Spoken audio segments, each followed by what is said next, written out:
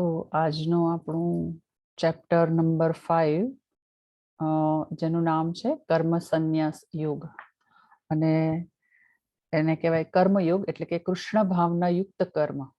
તો હવે આપણે કહેવાય ને કે કેવા કર્મો કરીએ તો આપણને આપણા મનને શાંતિ મળે, કારણ કે દરેક મનુષ્ય છે અત્યારે આ ભૌતિક જગતમાં શેની શોધમાં છે તો આપણને બધાને ખ્યાલ છે. દરેક જણને શાંતિ જોઈએ છે, સુખ તો જોઈએ છે, સાથે સાથે સૌથી પહેલું જે છે કે શાંતિ, મનની શાંતિ જોઈએ છે. કારણ કે આ કલ્મશ જે જગત છે એમાં કહેવાય ને જન્મ મૃત્યુ જરા વ્યાધિ તકલીફો દુઃખ અને કહેવાય ને અસહ્ય બધું છે બધું. તો બધાને કહેવાય બધા શાંતિની શોધમાં છે. તો એનો આપણને કહેવાય ને આન્સર આ અધ્યાયમાંથી આપણે જ્યારે ચર્ચા કરીશું તો એના પરથી આપણને મળશે. હું એક મિનિટ સ્ક્રીન શેર કરી લઉં.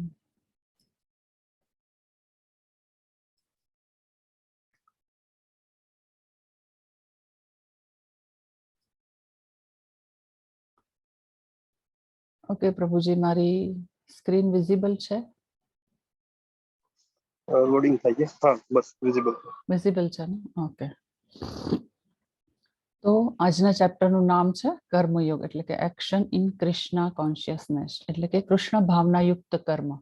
આપણે કેવી રીતે કૃષ્ણ ભાવનાયુક્ત કર્મ કરવું જોઈએ અને આપણે કેવી રીતે ભક્તિમાં આગળ વધીએ, ભગવાન શ્રી કૃષ્ણને આપણે કેવી રીતે જાણીએ ક્લોઝલી, કે જે અત્યાર સુધી આપણને ખબર જ નહોતી કે પૂર્ણ પુરુષોત્તમ પરમેશ્વર ભગવાન શ્રી કૃષ્ણ જ છે, બીજા કોઈ જ ભગવાન નથી, એક જ છે પરમાત્મા પૂર્ણ પુરુષોત્તમ પરમેશ્વર જે છે ભગવાન શ્રી કૃષ્ણ છે.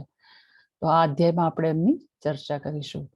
તો ચેપ્ટર નંબર 5 છે, એમાં શું છે? કર્મ સંન્યાસ યોગ એટલે કે અર્જુન્સ confusion, renounce work or work with devotion, performing nishkam karma yoga that frees one from bondage and liberation by focusing on the supreme, the peace formula. એટલે કે આમાં આ 4 પોઈન્ટ જે છે આવરી લેવામાં આવેલા છે અને ચેપ્ટર 5 માં જેની આપણે ચર્ચા કરીશું. અને સૌથી પહેલું જે કહેવાય ને જે છે એ આમાં તમને દેખાતું હશે સ્લાઇડમાં, અર્જુનની મૂંઝવણ, કે અર્જુનની મૂંઝવણ હજુ દૂર નથી થઈ અને એ મૂંઝવણને કહેવાય ને સોલ્વ કરવા માટે ભગવાન શ્રી કૃષ્ણને વારે ને વારે પ્રશ્નો પૂછ્યા કરે છે. અને એ ઘણા ખરા પ્રશ્નો જે છે આપણના જીવનને પણ લાગતા વળગતા છે, કે આપણે પણ આપણી લાઈફમાં ઘણા બધા પ્રશ્નો હોય છે જેના ઉત્તર આપણને નથી મળતા, અને એની જ ચર્ચા કરવા માટે અને એ જ જાણવા માટે, એ ઉત્સુકતા માટે આપણે બધા અત્યારે ભેગા થયા છીએ અને કહેવાય ને ગીતાના જ્ઞાનની આપણે ચર્ચા કરી રહ્યા છે. તો ઓલમોસ્ટ ભગવાન શ્રી કૃષ્ણને જ્યારે અર્જુન જે પ્રશ્નો પૂછે છે એ એકચ્યુઅલી આપણા તરફથી પણ એ ક્વેશ્ચન હોય છે, રિલેટેડ હોય છે, આપણા જીવનને લગતા પણ ક્વેશ્ચન હોય છે. એટલે જ તો આપણે કહીએ છીએ ને કે ભગવદ્ ગીતા જે છે એ આપણી લાઈફ મેન્યુઅલ છે. એટલે આપણા બધા જ પ્રશ્નોના જે ઉત્તર છે, તો આપણે જો ગીતાનું વ્યવસ્થિત પઠન કરીએ અને ગુરુ શિષ્ય પરંપરા દ્વારા જો એનું જ્ઞાન પ્રાપ્ત કરીએ તો આપણને એના અવશ્ય આન્સર, આપણા જીવનની દરેક મુશ્કેલીના આન્સર છે આપણને ગીતામાંથી જ પ્રાપ્ત થાય છે, કે જે અર્જુને ભગવાન શ્રી કૃષ્ણએ અર્જુનને કીધું છે. તો સૌથી પહેલા તો આપણે જોયું તો અધ્યાય આગળના અધ્યાયોમાં કે અર્જુનજી છે ખૂબ જ મૂંઝવણમાં છે અને એ આ 5મા અધ્યાયના પહેલા શ્લોકમાં પણ આપણને જોવા મળે છે, જેમાં કીધું છે અર્જુન ઉવાચ સંન્યાસમ કર્મણા કૃષ્ણ પુનર્યોગમ ચ શંસી યચ્છેય એતયોરેકમ તન્મે બ્રૂહિ સુનિશ્ચિતમ. એટલે કે અર્જુને કહ્યું, હે કૃષ્ણ, આપે પહેલા મને કર્મનો ત્યાગ કરવા કહ્યું અને પછી ભક્તિપૂર્વક કર્મ કરવાનો આદેશ આપો છો. હવે આપ કૃપા કરીને નિશ્ચિત રૂપે મને કહેશો કે આ બંનેમાંથી કયું વધારે કલ્યાણકારી છે. એટલામાં હજુ પણ અર્જુનજીની મૂંઝવણ છે હજુ દૂર થઈ નથી અને ભગવાન શ્રી કૃષ્ણને વારે ને વારે એમના મૂંઝવણને દૂર કરવા માટે પ્રશ્નો પૂછે છે અને એ પૂછે છે કે કર્મનો ત્યાગ કરવો એટલે કે કર્મને મારે છોડી દેવું, કર્મ ન કરવું, અથવા તો પછી કે ભક્તિપૂર્વક કર્મ કરવું. આ બેમાંથી કયું કરવું, સાચું શું છે, મારા માટે શ્રેય શું છે. આમાં લખ્યું છે ને કે એની પહેલા પણ આપણે અધ્યાયમાં જોયું હતું કે શ્રેય અને પ્રેય, શ્રેય એટલે કે શ્રેષ્ઠ અને પ્રેય એટલે કે પ્રિય હોય.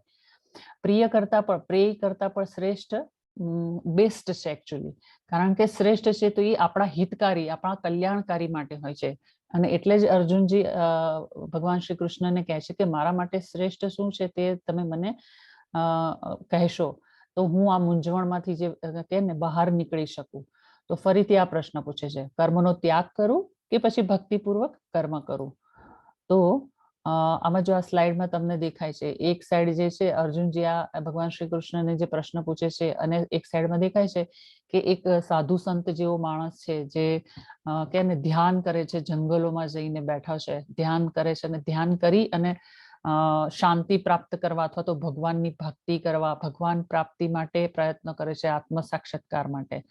અને બીજી બાજુ પિક્ચરમાં તમે જોઈ શકો છો એક ખેડૂત છે, ખેતી કરે છે, એનું કામ કરે છે એટલે કે એનું કર્મ કરે છે. તો આમાં અર્જુનજીનો આ જ પ્રશ્ન છે કે હું બધું કામ છોડી દઉં, મારું કર્મ છોડી દઉં, સંન્યાસ લઈ લઉં કે પછી મારે ભક્તિયુક્ત કર્મ જ કરવું જોઈએ. એટલે આપણે ભક્તિયુક્ત કર્મ શું છે એ આ અધ્યાયમાં આપણે આગળના શ્લોકોમાં આપણે જોઈશું આગળ. તો આ ભગવાનનો અર્જુનજીનો પ્રશ્ન હોય છે. હવે આ પિક્ચર આપણે પહેલા પણ જોઈ ગયા હતા, હવે આ બધાને યાદ જ હશે. ચલો હેન્ડ રેસ કરો. બંને સ્લાઇડ પિક્ચરમાં જે બે સ્લાઇડમાં બે પિક્ચર દેખાય છે એ શેના રિલેટેડ છે? એક્સક્યુઝ મી, એક મિનિટ, મારી સ્લાઇડ ફરીથી જતી રહેશે. ઓકે, હા હા, ચલો કોને ખ્યાલ છે આ પિક્ચર ઉપરથી તમે શું નરેટ કરી શકો છો? શું ખ્યાલ આવે છે તમારા મનમાં? હેન્ડ રેસ કરો. આપણે પહેલા આની ચર્ચા ઓલરેડી આપણે કરી ચૂક્યા છીએ. હરે કૃષ્ણ. ઓકે, તૃષા માતાજી ને હિરલ માતાજી જ છે. બીજા કોઈ નવા પ્રયત્ન નહીં કરે? હરે કૃષ્ણ. ઓકે, ઠીક છે. હિરલ માતાજી, તમે અનમ્યુટ કરીને તમે બોલી શકો છો. હરે કૃષ્ણ માતાજી. હરે કૃષ્ણ માતાજી, પહેલા ચિત્રમાં સાધુ મહારાજ એક રીતે કહી શકાય, કેમ કે તે માળાઓ ને એવું બધું પહેરેલું છે, હાથમાં પેલી કળસી છે અને મતલબ કે ભક્તિ કરે છે. અને બીજી બાજુ તે ભૌતિક સુખોનો પણ ઉપયોગ કરે છે અને એ મતલબ આ ધૂમ્રપાન પણ કરી રહ્યા છે. એટલે એ જાતનો ડોળ કરી રહ્યા છે કે તે ભક્તિ કરી રહ્યા છે એવો. અને બીજા ચિત્રમાં ભગવાન શ્રી કૃષ્ણની ફૂલો ચડાવીને અને એમને પ્રસાદ ધરીને એમને પ્રસાદ આરોગીને એમની સેવા કરવામાં આવી રહી છે. એમાં કોઈ ભૌતિક સુખો પણ દર્શાવ્યા નથી અને કોઈ એટલે નશાકારક વસ્તુઓ પણ દર્શાવી નથી. આપણે એ રીતે ભક્તિ કરવાની છે. હરી બોલ, બરાબર છે. એટલે આમાં આપણને બે પિક્ચર બતાવ્યા છે, એમાં બે કેરેક્ટર બતાવ્યા છે ને, ભગવાનની ભક્તિ કરે છે. એક જે છે એ લાગે છે જાણે ઢોંગી બાબા જેવું છે, એનું ચલચિત્ર એવું લાગે છે એના પરથી. એના હાથમાં ફોન છે, સિગારેટ છે, ઓર્નામેન્ટ્સ બધા પહેરેલા છે. તો બહારથી એનો દેખાડો એવો કરે છે કે મેં બધો ઘર, કુટુંબ, પરિવાર બધું છોડી દીધું છે, મેં સંન્યાસ લઈ લીધો છે, ભગવાનની ભક્તિ કરું છું, અથવા મને આત્મ સાક્ષાત્કાર થઈ ગયો છે. એટલે શું બધા સંતો સમજી કે સાધુ બાબાઓ સમજી બધા એને પૂજન નમન કરે, રાઈટ? પણ આવા ઢોંગી બાબાઓને કહેવાય ને આપણે અનુસરવું ના જોઈએ. જ્યારે બીજી બાજુ સ્લાઇડમાં બતાવ્યું છે કે જે સાચા ભક્ત છે, ભગવાનના જે સાચા ભક્ત હોય તો એ કેવી રીતે ભક્તિ કરે. એને ઢોંગ કરવાની કે કોઈને બતાવવાની જરૂર નથી કે હું કેટલો મોટો સંન્યાસી છું, રાઈટ? એ ખાલી દિલથી, સાચા હૃદયથી અને મનથી જ્યારે એ ભગવાનની ભક્તિ કરે છે તો ઓલરેડી એ સંન્યાસી બની ચૂક્યો છે. પણ એને કહેવાય ને એ એના જ્ઞાન દ્વારા એ બધાને કે બતાવી શકે. બતાવવાની પણ જરૂર નથી, બધાને ખ્યાલ આવી જાય કે આ ખૂબ જ મોટો સંન્યાસી છે. જેમ કે આપણે પણ જોયું કે શ્રીલા પ્રભુપાદજી છે, જેના દ્વારા આપણને ભગવદ્ ગીતાનું જ્ઞાન પ્રાપ્ત થાય છે. ભાગવતમ છે કે એમણે કહેવાય ને ખૂબ મહેનત કરીને, રાત દિવસ એક કરીને આ ભગવદ્ ગીતા અને ભાગવતમનું અનુવાદને જે બધું લખ્યું છે અને એનો ભાવાર્થ છે જે આપણને સમજાવ્યો છે. અને આપણે એટલે જ ઇસ્કોનની છે ને કે Bhagavad Gita as it is, કેમ એના મૂળ રૂપ જે છે એ જ આપણે વાંચીએ છીએ. કારણ કે આપણને ખ્યાલ છે કે ગુરુ શિષ્ય પરંપરા દ્વારા જે જ્ઞાન પ્રાપ્ત થાય છે એ જ સાચું જ્ઞાન છે. અને એ જ જ્ઞાન આપણે પ્રાપ્ત કરીને ભગવાનની ભક્તિ પ્રાપ્ત કરી શકીએ છીએ અને ભગવાનની નજીક જઈ શકીએ છીએ. તો આમાં કહેવાય ને કે તમે જોયું હશે બજારોમાં ઘણા બધા ટાઈપની ગીતા બુક્સ મળતી હોય છે. કેમ આપણે આ જ ગીતા વાંચવી જોઈએ જે ઇસ્કોન દ્વારા જે કહેવાય પ્રસ્થાપિત હોય છે, જે ભગવાન શ્રીલા પ્રભુપાદજીએ લખેલી છે? કારણ કે તમે જોશો કે જ્યારે બહારની ગમે તે મળતી જે ગીતા હશે એમાં તમને આવી રીતે વ્યવસ્થિત સ્ટેપ બાય સ્ટેપ કહેવાય ને એનું વર્ણન નહીં જોવા મળે. જેમ કે આ ગીતામાં છે કે ફર્સ્ટ પહેલા શ્લોક હોય છે, સંસ્કૃતમાં શ્લોક હોય છે, એના પછી એના બધા શબ્દાર્થ હોય છે, સંસ્કૃતના જે શબ્દો હોય એનો અર્થ બતાવેલો હોય, લખેલો હોય છે, પછી એનું અનુવાદ હોય છે અને એ અનુવાદ પછી એનો ભાવાર્થ હોય છે, જે શ્રીલા પ્રભુપાદજીએ ખૂબ જ મહેનત કરી. અને કહું છું, રાતના ખાલી ફક્ત 2 જ કલાક સૂતા હતા શ્રીલા પ્રભુપાદજી, 12 થી 2 વાગ્યા સુધી. 2 વાગે રાત્રે જાગી જાય તે પછી સવાર સુધી ને આખો દિવસ એ એટલી મહેનત કરીને, કારણ કે પહેલા તો એટલી બધી ફેસિલિટી પણ નહોતી, ટાઈપિંગ, કોમ્પ્યુટર, મોબાઈલ આ કશું જ નહોતું. તો જાતે બધી કોપી લખતા હતા અને એ રીતે મહેનત કરીને એમણે આવી ભગવદ્ ગીતા એના મૂળ સ્વરૂપે ગીતાનું જે જ્ઞાન છે એ આપણા સુધી પહોંચાડવા માટે એમણે આટલી બધી રાત દિવસ મહેનત કરી હતી. તો આપણે કહેવાય ને કે ગુરુ શિષ્ય પરંપરા દ્વારા જે આવતું હોય જ્ઞાન, એના દ્વારા જ આપણે ગીતાનું જ્ઞાન પ્રાપ્ત કરવું જોઈએ. અને બીજું કે ભક્તિ કેવી રીતે કરવી છે, તો એના માટે આપણે ગીતાનું જ્ઞાન અથવા તો ગીતાનું પઠન કરવું ખૂબ જ જરૂરી છે. આપણે અત્યારે 18 દિવસનો જે આ કોર્સ કરીએ છીએ તો આપણે એક દિવસમાં એક અધ્યાય પૂરો કરવા પ્રયત્ન કરીએ છીએ, ખાલી આપણે એનો ઓવરવ્યૂ લઈએ છીએ, રાઈટ? આપણે આખા બધા શ્લોકો નું પઠન નથી કરી શકતા, સમજાવી નથી શકતા, પણ શું છે એનો ઓવરવ્યૂ એટલે થોડો તમને ખ્યાલ આવે કે આ અધ્યાયમાં એકચ્યુઅલી છે શું, અને પછી તમને ઇન્ટરેસ્ટ પડે કે ભક્તિમાં કે હા ચલો હવે આપણે વાંચીએ કે આ ડિટેલમાં શું છે આમાં, તો તમને થોડો ઇન્ટરેસ્ટ પડે અને તમે ભક્તિ તરફ આગળ વધો. તો એના માટે શ્રીલા પ્રભુપાદજીએ આ ભગવદ્ ગીતા જે લખી છે, જેમાં 700 શ્લોકો છે અને એનું કહેવાય ને ભાવાર્થ એટલો સુંદર રીતે વર્ણવેલો છે કે તમે કોઈ પણ શ્લોક જ્યારે વાંચશો ને તો એકવાર કે આ લેવલ 1 છે, લેવલ 2 છે, એ 1 બાય 1 તમે સ્ટેપ્સ આગળ જતા જશો, લેવલ 2 કરશો એટલે તમારાથી ઓર વધારે ક્લિયર થશે આ ભગવદ્ ગીતા. કારણ કે ત્યારે વીકલી વન્સ અધ્યાય શીખવાડવામાં આવે છે અને સમજાવવામાં આવે છે, અને દરેકે દરેક શ્લોકનું ભાવાર્થ અને અનુવાદ ને બધું જ ડિટેલમાં સમજાવવામાં આવે છે.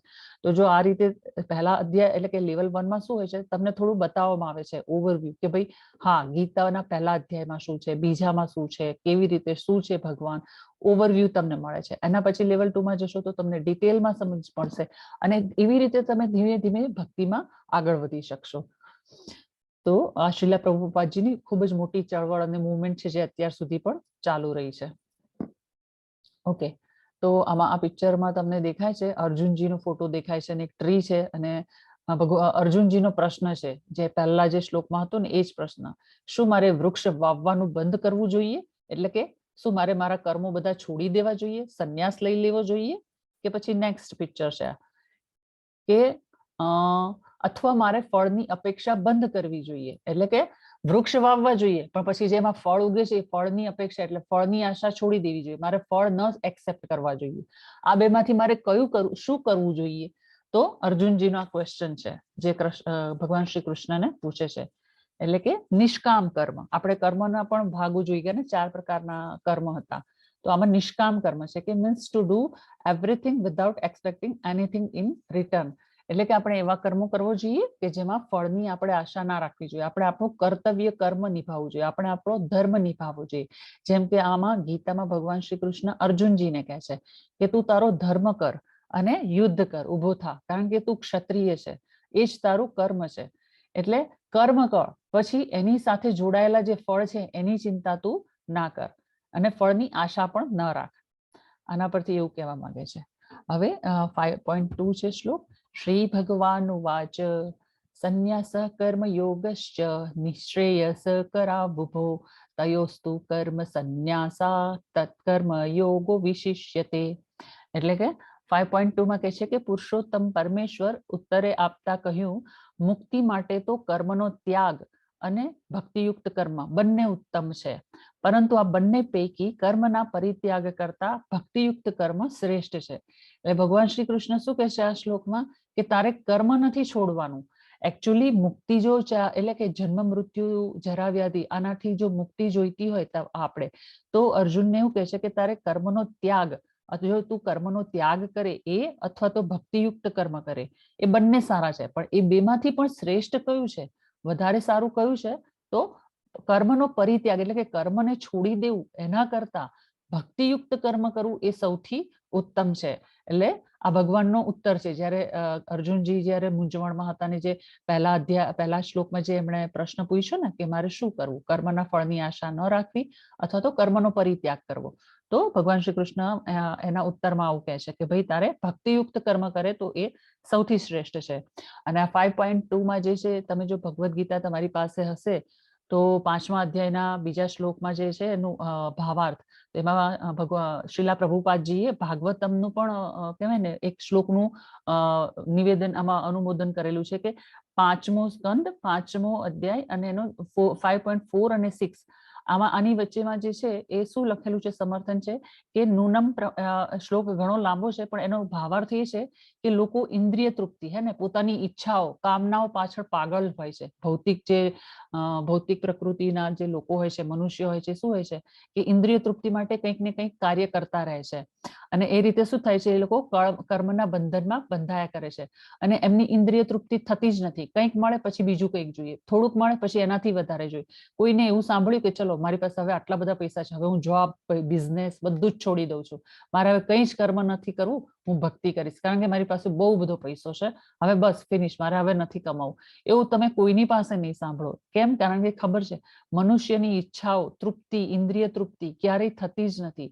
એનું કે ને લોભ એને ચાલુ જ રહે છે, એને લોભ થયા જ કરે છે, એની જિજ્ઞાસા પૂરી થતી જ નથી કે એની ઇન્દ્રિયો પણ તૃપ્તિ થતી નથી. તો આ રીતે કહેવાય ને કે ભૌતિક શરીર છે એને કહેવાય શાંતિ પણ પ્રાપ્ત નથી થતી, રાઈટ? પરંતુ મનુષ્યએ જાણવું જોઈએ કે તે આ ભૌતિક શરીર નથી પણ શું છે, આત્મા છે એમ સમજવું જોઈએ. અને આમાં શ્રીલ રૂપ ગોસ્વામીનું છે ને ભક્તિ રસામૃત સિંધુમાં પણ સમર્થન કરેલું છે. એક શ્લોક છે કે પ્રપાંચિકતા યા બુદ્ધિયા હરિ સંબંધી વસ્તુનઃ મુમુક્ષુભિ પરિત્યાગો વૈરાગ્યમ ફલ્ગુ કથ્યતે. એટલે કે જ્યારે મુક્તિ પામવા આતુર હોય મનુષ્ય તો પૂર્ણ પુરુષોત્તમ પરમેશ્વર સાથે સંબંધિત વસ્તુને ભૌતિક ગણીને તેમનો ત્યાગ કરે છે, ત્યારે તેમનો ત્યાગ અપૂર્ણ કહેવાય છે. એટલે કે અસ્તિત્વ ધરાવતી તમામ વસ્તુઓ ભગવાનની માલિકીની છે અને કોઈનું પણ વસ્તુ પર પોતાનું સ્વામિત્વ નો દાવો કરવો ના જોઈએ. એટલે ભગવાન કૃષ્ણ, એટલે આમાં એવું કહેવા માંગે છે કે આ ભક્તિ રસામૃત સિંધુમાં જે છે એ શ્લોક ઉપરથી એવું કહેવાય છે કે કોઈ પણ મનુષ્ય જો પોતાની કહેવાય ને માલિકીનું, આ મારું છે, આ મારું છે, આ મેં પૈસા કમાયા છે, આ મારો બંગલો છે, આ મારી સિદ્ધિ છે, પ્રસિદ્ધિ છે, મેં પ્રાપ્ત કરી છે, જે એ કહેવાય અહંકાર, એક ટાઈપનો અહંકાર હોય છે. પરંતુ જો એવું સમજતા હોય મનુષ્ય તો એ કહેવાય એ બુદ્ધિહીન છે, એકચ્યુઅલી એને કોઈ જ્ઞાન જ નથી. પરંતુ જો એ સમજી શકે કે આ બધું મારું સ્વામિત્વનું, એટલે કે મારું નથી પણ કોનું છે, ભગવાનની કૃપાથી પ્રાપ્ત થયેલું છે અને ભગવાન જ સ્વામી છે કે જેના દ્વારા એને આ બધું પ્રાપ્ત થયું છે. તો જો એવું એને જ્ઞાન પ્રાપ્ત થાય તો જ કહેવાય સંપૂર્ણ કહેવાય ને ભગવાનનું જ્ઞાન જાણનારો અથવા તો યોગી અથવા તો સંત કહી શકાય. તો આ રીતે આ બીજા શ્લોકનું અનુવાદ હતું અને ભાવાર્થ હતો. હવે નેક્સ્ટ છે પુરુષોત્તમ પરમેશ્વર ઉત્તર આપતા કહ્યું, મુક્તિ માટે તો કર્મનો ત્યાગ અને ભક્તિ, અમે જે તમને કીધું એ જ, અને ભક્તિયુક્ત કર્મ બંને ઉત્તમ છે પરંતુ આ બંને પૈકી કર્મના પરિત્યાગ કરતા ભક્તિયુક્ત કર્મ શ્રેષ્ઠ છે. ના તમે સ્લાઇડમાં જોવા મળશે તમને કે શ્રીલા પ્રભુપાદજી છે એ શું કરે છે, રસોઈ બનાવે છે. હે ને પાશ્ચાત્ય દેશોમાં જયારે શ્રીલા પ્રભુપાદજી ગયા હતા અને હિપ્પીઓનું કલ્ચર હતું જ્યારે, કે ત્યાંના લોકો ભગવાન કૃષ્ણ શું છે, ગીતા શું છે, કશી ખબર નહોતી, છતાં ત્યાં જઈને ભગવાન કૃષ્ણના સંદેશનો જો ફેલાવો કરવા ગયા હતા તો કેવું પોસિબલ હતું, કેવી રીતે, કોઈ માનવા તૈયાર નહોતું. પણ શું કરતા હતા, શ્રીલા પ્રભુપાદજી ખુદ પોતાના હાથેથી જમવાનું બનાવતા હતા, જેનો ભોગ ધરાવતા હતા ભગવાન શ્રી કૃષ્ણને, અને એનો પ્રસાદ પછી છે એ બધાને એ પ્રસાદ આપતા હતા. અને જ્યારે એનું ગ્રહણ કરતા હતા ત્યારે ત્યાંના કહેવાય ને કે દેશોના લોકો જે બધા જે કશું માનતા નહોતા, ભગવાન કૃષ્ણને પણ માનતા નહોતા, એ બધા ધીરે ધીરે ધીરે ધીરે આ ભક્તિમાં આવવા લાગ્યા અને સંકીર્તન કરવા લાગ્યા.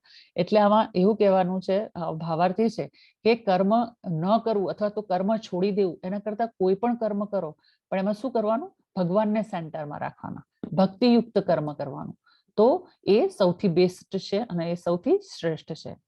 હવે આમાં નેક્સ્ટ સ્લાઇડ છે, જો જૂના પાર્ટિસિપેન્ટ હશે તો એને ખ્યાલ હશે કે આ શેની સ્ટોરી છે, મહારાજા નૃગની છે સ્ટોરી. કોઈને યાદ છે ખરી, કોઈને ખ્યાલ છે મહારાજા નૃગની જે સ્ટોરી છે? ઓકે, ટ્રુષા માતાજીને યાદ છે. ઓકે માતાજી, તમે બોલી જાઓ, તમે ક્લાસ એટેન્ડ કર્યો તો લાસ્ટ. હરે કૃષ્ણ માતાજી. હરે કૃષ્ણ. આ મહારાજા મૃગ છે ને એ એક રાજા તરીકે હતા અને તે બ્રાહ્મણોને ખૂબ દાન આપતા. અને એ સમયમાં એવું હતું કે દ્વાપર યુગ હતો કે એવું કંઈક હતું, ત્યારે એ સમયમાં એવું હતું કે ત્યારે ગાયોનું દાન કરતા. એટલે મૃગ રાજા છે ને એ ગાયોને એક બ્રાહ્મણને ગાયો આપે છે, 10 ગાયો આપે છે. પછી ઈ ગાય છે ને એમાંથી એક ગાય પાછી છે ને ત્યાંથી પાછા અહીંયા પોતાને જે ઓલો હોય ને ગાયોને રહેવાનું ત્યાં આવતી રહે છે. તો આવતી રહે છે ને તો પછી બીજા દિવસે જે બીજા બ્રાહ્મણને ગાય આપવાનું હોય ને ત્યાં પાછા ત્યાં પણ 10 ગાય મોકલે છે. તો ત્યાં છે ને 10 ની બદલે 11 ગાય વહી જાય છે. પછી ઓલા બ્રાહ્મણ સવારે ઉઠીને પેલા બ્રાહ્મણને જેને 9 ગાય જેને 10 આપી હતી તેમાંથી 9 થઈ જાય છે ને બ્રાહ્મણ આવે છે અને એમ કે છે કે મારી ગાય છે ને એક અહીંયા આવતી રહી છે. એટલે તે છે ને એમ કે છે કે મેં આજે જે ભૂલથી દાન કર્યું છે ને તો તમારી ગાય ત્યાં જતી રહી છે. એટલે પછી સામે વાળા બીજા બ્રાહ્મણ હતા ને બીજા બ્રાહ્મણે જે બીજા દિવસે દાન કર્યું હતું ને એને એમ કે છે કે અમારે આ બ્રાહ્મણની ગાય તમારી ઘરે આવી ગઈ છે તો તમે એમને પાછી આપી દો. ત્યારે એમ કે છે કે તમે આટલા બધા તમે આટલું બધું દાન કરો છો, તમે એક ગાય હાટુથી તમે એમ કહો છો કે હું તમને તમારી પાસેથી ગાય લઈ લો. અને પછી ઓલા બ્રાહ્મણને સમજાવે છે કે હું તમને એના બદલામાં 100 ગાય આપી દઉં. તો એ બ્રાહ્મણ પણ એમ કે છે કે તમે મારે એ જ ગાય જોઈશે, બીજી ગાય નથી જોતી. એવી રીતના બંનેનો આમ ઝઘડો થાય છે અને એવી રીતના ગાય એકબીજાને આપતા નથી અને મૃગ રાજાને શ્રાપ આપે છે કે તમે છે ને એક ગરોળી બનશો અને તમારે વર્ષો સુધી કુવામાં રહેવું પડશે. હરી બોલ, ખૂબ જ સરસ. અને બીજા બ્રાહ્મણે પણ એમને એક વરદાન આપ્યું હોય, ભક્તિ વધારે કરતા હોય ત્યારે તેમને પ્રસન્ન થઈને એક વરદાન આપેલું હોય છે કે તમને છે ને એક વખત પૂર્ણ પુરુષોત્તમ સ્વરૂપ મળશે અને એ તમને ઉગારી લેશે. હરી બોલ, ખૂબ જ સરસ. તમે આખી સ્ટોરી બરાબર એકદમ સાચી કહી દીધી. મારે હવે બહુ વધારે ડિટેલમાં કહેવાની જરૂર ના પડી. એકદમ સાચી વાત છે. આમાં કે ને કે મહારાજા નૃગરાજની ઘટના જે છે તો એ પણ ખૂબ મોટા મહાદાની હતા. એટલે દાન કરવું, આના પરથી એવું ઉદાહરણ આપણને મળે કે દાન કરવું તો કેવી રીતે કરવું, કઈ રીતે કરવું, સાચી રીતે કરવું, વ્યવસ્થિત વિચારીને કરવું દાન. જો ખોટું સહેજ પણ ભૂલ થઈ જાય. હવે આ રાજા નૃગ છે તો મહાદાની હતા અને ગાયોનું દાન કરતા હતા. અને કેવી ગાયો, નોર્મલ ગાયો પણ નહીં, ગાયોના શિંગડાઓને પેલા સોનાના કહેવાય ને વરખ ચડાવતા હતા, એમના પગોમાં પેલી ચાંદીની કહેવાય ને એ ચડાવતા હતા અને એ રીતે હીરા મોતીના ઘરેણા પહેરાવીને એવી કેટલી 100 કહેવાય ને કે વધારે એકદમ ખૂબ જ વધારે ગાયોનું ખૂબ જ દાન કરતા હતા. તો આટલા મોટા દાની હતા તો પણ એમને આવો શ્રાપ મળ્યો અને એમને પણ આવું ગરોળી બનવું પડ્યું. રાઈટ? તો આના પરથી વિચાર આવે કે આપણે કેવા કર્મો કરીએ છીએ, આપણે કેવું દાન કરીએ છીએ. બહુ વિચારીને સોચી સમજીને આપણે દાન કરવું જોઈએ. અને આમાં જેમ કીધું એમ કે બે બ્રાહ્મણો વચ્ચે ઝઘડો થઈ જાય છે. એક્ઝેક્ટલી, કારણ કે ગાયોને જ્યારે એ દાન કરતા હોય છે તો એક બ્રાહ્મણને ગાયનું દાન કરી દીધું હોય છે તો એની 10 ગાયમાંથી એક ગાય પાછી આવી જાય છે એની જગ્યાએ. અને પછી ભગવાન રાજા જે છે બીજા દિવસે બીજા બ્રાહ્મણને દાન કરે છે તો એ ગાય એની પાસે જતી રહે છે, એટલે બીજા બ્રાહ્મણ પાસે જતી રહે છે. અને આવી રીતે બે બ્રાહ્મણો વચ્ચે ઝઘડો થાય છે કે મારે તો એ જ ગાય જોઈએ છે. અને આ રીતે બંને ઝઘડો થાય છે અને રાજા તો એ બંનેને ખૂબ સમજાવવાનો પ્રયત્ન કરે છે પણ નથી સમજતા. અને પછી બંને બ્રાહ્મણો છે એ રાજાને શ્રાપ આપી દે છે કે તારે હવે નેક્સ્ટ જન્મમાં ગરોળી બનવું પડશે અને હજારો વર્ષો સુધી, ઘણા લાંબા સમય સુધી એવી રીતે કુવામાં પડી રહેવું પડશે. આવો શ્રાપ આપે છે. તો એક્સેપ્ટ તો કરવો જ પડે રાજાને, તો કોઈ છૂટકો નથી, કારણ કે બ્રાહ્મણનો શ્રાપ લાગે છે તો એનો કોઈ ઉકેલ જ નથી હોતો એકચ્યુઅલી. પરંતુ રાજાએ ઘણા પુણ્ય કર્મ પણ કર્યા હોય છે નૃગ રાજાએ. તો જો ત્યારે આપણને ખ્યાલ આવે કે ગમે એટલું મોટું પાપ થઈ ગયું હોય, નાની ભૂલનું પણ ખૂબ મોટું પાપ, ખૂબ મોટું રિઝલ્ટ મળે, પાપ ભોગવવું પડે. પણ જો થોડુંક પણ ભક્તિ કરી હોય, થોડુંક પણ કહેવાય ને કે અકર્મ, ભગવાનની ભક્તિ કરી હોય તો આપણને એ ભક્તિ છે એ આપણને મહાપાપમાંથી પણ ઉગારી લે છે. અને એવી જ રીતે નૃગ મહારાજે પણ કહેવાય ને ભગવાનની ભક્તિ કરી હતી. પછી કોઈ બ્રાહ્મણ એમની પાસે આવ્યા હતા અને મંદિરના બાંધકામ માટે એમની પાસે પૈસાની કે ધનની માંગણી કરી હતી તો એમણે ખૂબ ધનનું દાન કર્યું હતું અને ખૂબ સરસ મોટા મંદિરની બાંધકામમાં એમની મદદ કરી હતી, કારણ કે નૃગ રાજા પાસે ખૂબ પૈસા હતા. તો આ રીતે જ્યારે એમણે એમની બ્રાહ્મણની જ્યારે ઈચ્છા પૂરી કરી તો એ બીજા બ્રાહ્મણ જે છે એમણે એમને આશીર્વાદ આપ્યા હતા કે તારો મોક્ષ થશે અને તને ભગવાન શ્રી કૃષ્ણના પૂર્ણ પુરુષોત્તમ પરમેશ્વરનો સાક્ષાત્કાર થશે અને એના દ્વારા તારો ઉદ્ધાર થશે. તો આવી રીતે જો આપણે થોડી પણ સેવા કરીશું, આપણા કહેવાય ને આપણા હાથમાં જેટલું હોય જેટલી પણ સેવા કરીશું તો એનું આપણને રિઝલ્ટ અથવા તો એનું ફળ આપણને મળે જ છે. અને આ ઘટના પરથી ખબર પડે છે. તો જ્યારે ગરોળી બને છે અને કુવામાં હોય છે નૃગ રાજા, ત્યારે ભગવાન શ્રી કૃષ્ણના બહુ બધા છોકરાઓ, તમને ખ્યાલ છે કે ભગવાન શ્રી કૃષ્ણની બહુ બધી રાણીઓ હોય છે, લગભગ 16,000 થી પણ વધારે, હા 16,108 રાણીઓ હોય છે ભગવાન શ્રી કૃષ્ણની, અને દરેક રાણીના 10-10 બાળકો હોય છે. તો પછી આ બધા બાળકો જયારે કહેવાય ને કે પાર્કમાં, ગાર્ડનમાં રમતા હોય છે ને રમતા રમતા જયારે એમને તરસ લાગે છે તો કુવા પાસે આવે છે, અને કુવામાં જોવે છે તો પાણી નથી હોતું પણ આવડી મોટી ગરોળી હોય છે. તો એ ગરોળીને જોઈને પછી એ લોકો એને બહાર કાઢવા માટે પ્રયત્ન કરે છે કે આને બહાર કાઢી લઈએ, બચાવી લઈએ, પણ પછી એમનાથી નીકળતી નથી, એ છોકરાઓથી, ભગવાન શ્રી કૃષ્ણના બાળકોથી. તો પછી એ ભગવાન શ્રી કૃષ્ણને બોલાવે છે.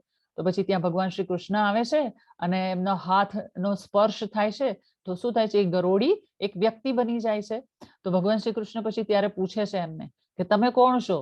તો જે વ્યક્તિ હોય છે, જે નૃગ રાજા હોય છે, એ થોડાક હસે છે અથવા તો મલકાય છે અને એવું કહે છે કે તમને તો બધી જ ખબર છે મારી કથાની, કે હું ગયા જન્મમાં નૃગ રાજા હતો અને આવી રીતે મારાથી એક ભૂલ થઈ ગઈ હતી જેનું મને શ્રાપ મળ્યો હતો અને મારે આ જન્મ લેવો પડ્યો. એટલે ભગવાન શ્રી કૃષ્ણ ને કહેવાય ને, ભગવાન શ્રી કૃષ્ણ લીલા કરતા હોય છે, અને લીલા કરતા હોય ને એટલે એમનો રોલ એકદમ પરફેક્ટલી પ્લે કરતા હોય છે. એટલે એ નોર્મલ માણસની જેમ જ ક્વેશ્ચન પૂછતા હોય છે. તો કહે છે કે આવી રીતે મારો આ રીતે જન્મ થયો હતો, આવી રીતે મેં પાપ થયું હતું મારા હાથેથી, અને એટલે પછી ભગવાન શ્રી કૃષ્ણ જયારે એને ટચ કરે છે તો એનો ઉદ્ધાર થઈ જાય છે અને એમને મોક્ષ મળે છે. તો આ મહારાજા નૃગની ઘટના છે એકચ્યુઅલી. તો આના પરથી આપણને ખ્યાલ આવે કે દાન કેવી રીતે કરવું, કઈ જગ્યાએ કરવું, સાચી રીતે કરવું, અને બીજું કે આપણા જીવનમાં જો આપણે થોડી પણ ભક્તિ કરી છે, ભક્તિ કરવા માટે થોડો પણ પ્રયત્ન કર્યો છે, તો મોટામાં મોટા પાપથી પણ આપણે બચી જઈશું. ભગવાન આ દ્રષ્ટાંત આના ઉપરથી રજૂ કરે છે. Okay, next.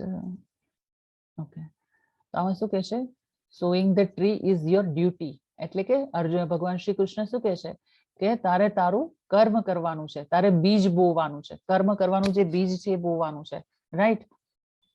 તું તારી ડ્યુટી કર, કર્મ કર. તારું કર્મ શું છે? તું એક ક્ષત્રિય છે અને ક્ષત્રિય માટે યુદ્ધ શોભે છે, એટલે યુદ્ધ તો તારે કરવું જ પડશે. ઓકે, પણ મારા માટે કર્મ કરો અને હું તમારા માટે ફળની સંભાળ રાખીશ. એટલે એવું કહે છે કે તું ઉભો થાય, યુદ્ધ કર અને ફળની ઈચ્છા ના રાખ, ફળની આશા કહેવાય ને, છોડી દે તું. તો ભગવાન શ્રી કૃષ્ણ કહે છે એ ફળ જે છે એ તું મને સંભાળવા માટે આપી દે, તું ફક્ત કર્મ કર. એટલે કે તારે બીજું કશું નથી વિચારવાનું યુદ્ધ કરતી વખતે, કે મને દયા આવે છે, કે મને પાપ લાગે છે, કે કૌટુંબિક પરંપરાનો નાશ થાય છે, કે જે અર્જુનજીના યુદ્ધ ન કરવાના જે બધા કારણો હતા, તો એનાથી ભગવાન શ્રી કૃષ્ણ કહે છે તું મુક્ત થઈ જા બધા વિચારોથી, એ બધા નેગેટિવ વિચારોથી મુક્ત થઈ જા. એ શું ફળ મળશે એનો વિચાર જ ના કર, એ બધા ફળ મારા પર છોડી દે અને તું ફક્ત તારું કર્મ કર. Okay, next. ઓકે, તો આમાં એક દેખાય છે અભક્ત છે, અને આ અભક્ત પાસે બહુ બધા પૈસા આવી ગયા છે જો, અને બીજું પિક્ચર બતાવ્યું છે એક જે છે એ ભક્ત છે. અને ઓકે, તો ભક્ત શું વિચારે છે, ચલો આના પરથી તમને થોડો કોઈ ખ્યાલ આવે છે? મારા ખ્યાલથી મને લાગે છે તૃષા માતાજી અથવા હિરાલ માતાજી જ આન્સર આપશે કે અભક્ત હોય તો એ શું વિચારે અને ભક્ત હોય તો એનું વિચારવાનું, એનું થિંકિંગ કેવું હોય. હેન્ડ રેઝ કરો, ચલો. કોણ બોલશે? તૃષા માતાજી જ. ઓકે, તૃષા માતાજી બોલી જાઓ, ચલો. હરે કૃષ્ણ માતાજી. હરે કૃષ્ણ. અભક્ત હોય ને એના પાસે કોઈ પૈસા આવે ને તો તે એના પોતાની પાસે જે ભૌતિક સુખની ઈચ્છા રાખતો હોય ને એને કે મારે આ વસ્તુ જોઈએ છે, આ વસ્તુ જોઈએ છે, અને જે લાલચ હોય ને એના માટે પૈસા વાપરવાનું વિચારે છે. અને જ્યારે ભક્ત પાસે પૈસા આવે છે ને ત્યારે ભક્તને એમ થાય છે કે હું તો મારા પ્રભુજી માટે જ પૈસા વાપરીશ, મારા ભગવાન માટે જ પૈસા વાપરીશ. હરી બોલ, ખૂબ સુંદર. એટલે આવા અભક્ત અને ભક્તની બે કહેવાય ને વ્યાખ્યા આપી છે, બેને સેપરેશન, એનો તફાવત બતાવ્યો છે કે અભક્ત હોય તો શું વિચારે, એની પાસે પૈસા આવે તો એને એમ થાય આ પૈસા તો મેં કમાયા છે, મારી આટલી એબિલિટી હતી, હું આટલો જ્ઞાની છું, મેં એટલું કહેવાય ને એજ્યુકેશન પ્રાપ્ત કર્યું છું, હું આટલો મોટો વ્યક્તિ છું, ફેમસ વ્યક્તિ છું, ને મારા પૈસા છે, ને આ બધું મારી મહેનતથી મને પ્રાપ્ત થયું છે.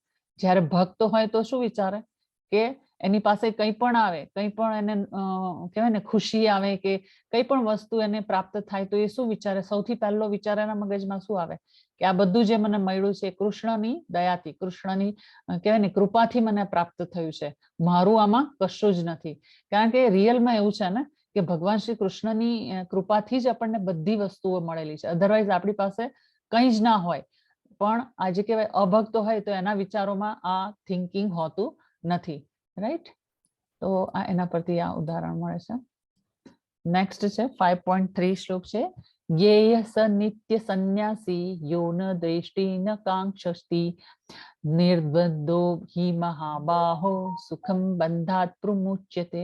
એટલે કે જે મનુષ્ય ન તો કર્મફળનો તિરસ્કાર કરે છે અને ન કર્મફળની ઈચ્છા રાખે છે તેને નિત્ય સંન્યાસી જાણવો જોઈએ. હે મહાબાહુ અર્જુન, આવો મનુષ્ય સર્વ દ્વંદ્વોથી રહિત થઈને ભૌતિક બંધનને સહજમાં પાર કરીને સંપૂર્ણપણે મુક્ત થઈ જાય છે. એટલે આમાં આ 5.3 છે એમાં શું કહેવા માંગે છે કે મનુષ્ય જે છે એ કર્મફળનો તિરસ્કાર કરે છે, એટલે કે જે કર્મ કરે પરંતુ એના ફળની આશા ન રાખે, રાઈટ? કર્મફળની ઈચ્છા ન રાખે તો એને કેવું કહેવાય? એને નિત્ય સંન્યાસી, એને સંન્યાસી કહેવાય છે.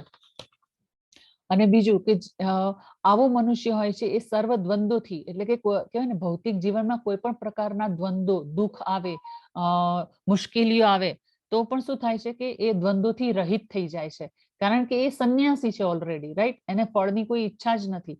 અને બીજું કે ભૌતિક બંધનને સહજમાં તે પાર કરી શકે છે, એટલે કે ભૌતિક બંધન કોઈ પણ પ્રકારના બંધન હોય તો એને આસાનીથી એ પ્રાપ્ત કરી શકે છે, કારણ કે એની પાસે એવું જ્ઞાન છે કે ભગવાનની ભક્તિ પણ કરતો હોય છે અને બીજું કે કર્મફળની ઈચ્છા પણ નથી રાખતો. તો એ શું કહેવાય? સંપૂર્ણપણે મુક્ત થઈ જાય છે બધા પ્રકારના બંધનોમાંથી, કે જેવા ભૌતિક બંધનો હોય છે. અને એ જે જ્ઞાની પુરુષ હોય છે એ જાણે કે કૃષ્ણ છે એ જ પૂર્ણ છે અને પોતે જે છે, જે પોતે એ શરીર નથી પરંતુ શું છે? કૃષ્ણનો એકમાત્ર અંશ છે. જો એવું સમજી લે ને મનુષ્ય તો એની મુક્તિ અવશ્ય છે, નિશ્ચિત છે. એને એટલે જ એ કર્મફળનો તિરસ્કાર કરી શકે અથવા તો એને ત્યાગ કરી શકે છે, અને એવો માણસ સંન્યાસી કહેવાય છે. ઓકે, નેક્સ્ટ છે 5.6. તો સંન્યાસસ્તુ મહાબાહો દુઃખમાપ્તુમ યોગત યોગયુક્તો મુનિર્બ્રહ્મ નિચિરેણાધિગચ્છતિ. એટલે કે ભગવત ભક્તિમાં જોડાયા વિના કેવળ સમગ્ર કર્મોનો પરિત્યાગ કરવા માત્રથી કોઈ મનુષ્ય સુખી થઈ શકતો નથી, પરંતુ ભક્તિમય સેવામાં પરોવાયેલો વિચારશીલ મનુષ્ય પરમેશ્વરને તરત જ પ્રાપ્ત કરે છે. એટલે આમાં શું કહેવા માંગે? જો પિક્ચરમાં પણ, સ્લાઇડમાં પણ બે તમને પિક્ચર દેખાતા હશે. એક પહેલું પિક્ચર દેખાય છે કે જેમાં ફોરેનર્સ બધા એમની ગલી શેરીઓમાં, રોડ ઉપર, રસ્તા ઉપર કહેવાય ને કીર્તન કરે છે, રસ્તા પર બધા વાજિંત્રોમાં અને ઇન્સ્ટ્રુમેન્ટ્સ લઈને હરે કૃષ્ણ મહામંત્રનો જાપ કરે છે. અને બીજી સ્લાઇડમાં તમને બીજા ફોટામાં દેખાય છે કે એક સંત મહાત્મા જેવા લાગે છે અને જે ભગવાનની ભક્તિ કરવા માટે કે ને ઘર, સંન્યાસ, પરિવાર, સમગ્ર કર્મો બધું છોડી દીધું છે અને ભક્તિ કરવા માટે, તો ધ્યાન, મેડિટેશન કરવા માટે પ્રયત્નો કરે છે.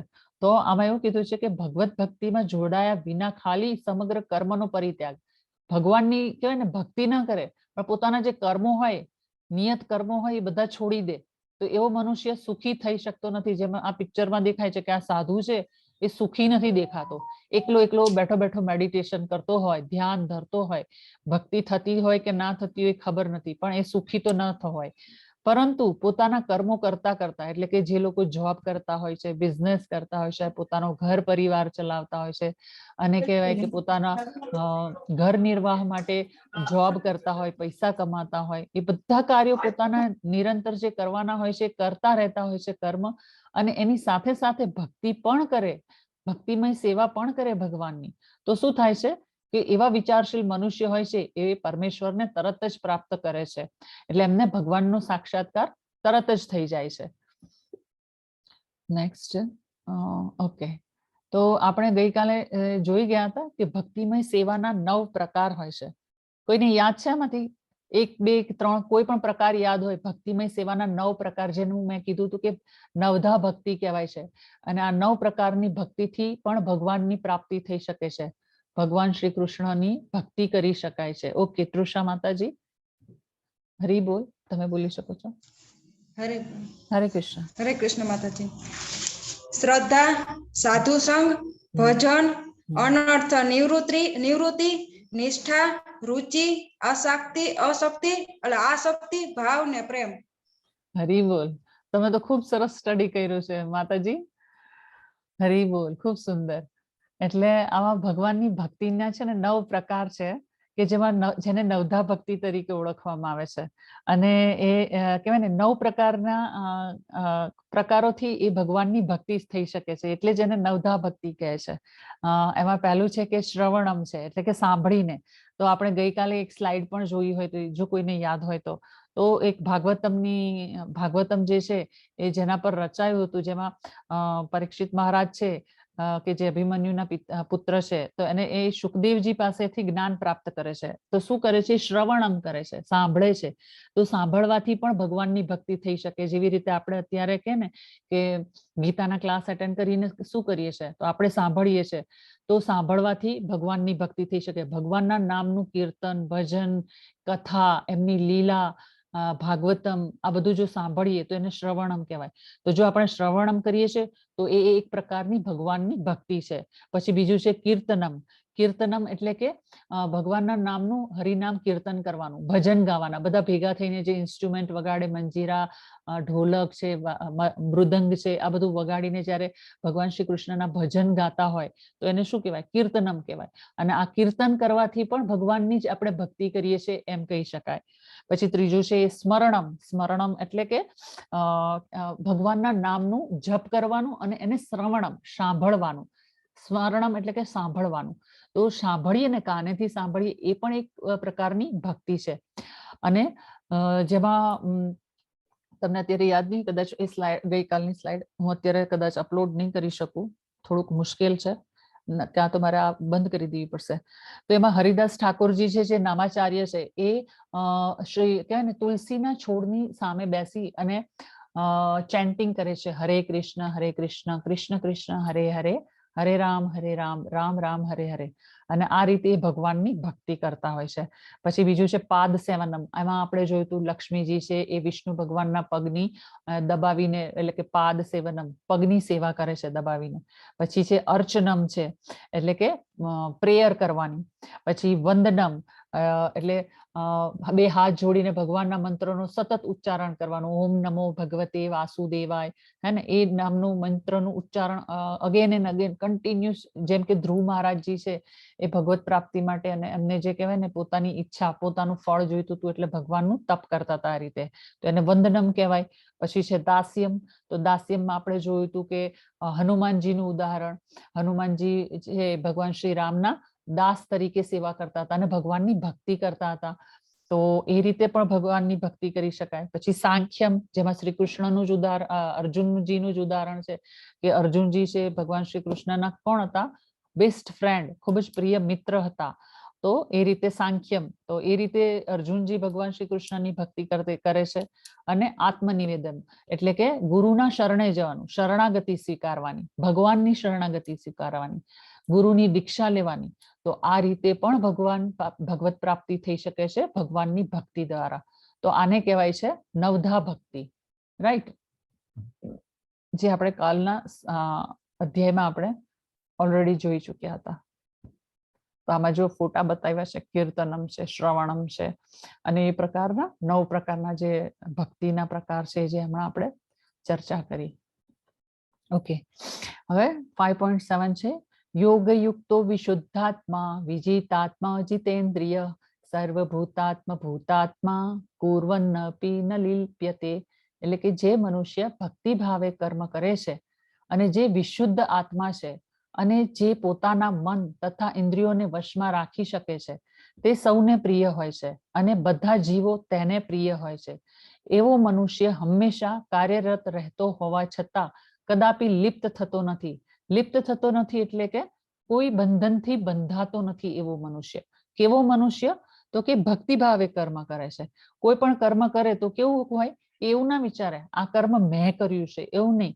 હું આ કર્મ ભગવાન માટે કરી રહ્યો છું એવું વિચારે. અને કે ને કે જેમ આ સ્લાઇડમાં તમને બતાવ્યું છે કે જો ભોજન પીરસે છે તો ભોજન જે પીરસવાનું કામ છે એ પણ કહેવાય કે ભક્તિભાવ પૂર્ણ જો એ કર્મ કરે તો શું કહેવાય? ભગવાનને વચ્ચે રાખીને કરેલું કર્મ. તો આને કહેવાય છે ભક્તિયુક્ત કર્મ કહેવાય. તો જેમ કે અલગ અલગ સેવાઓ છે એ કરી શકાય છે.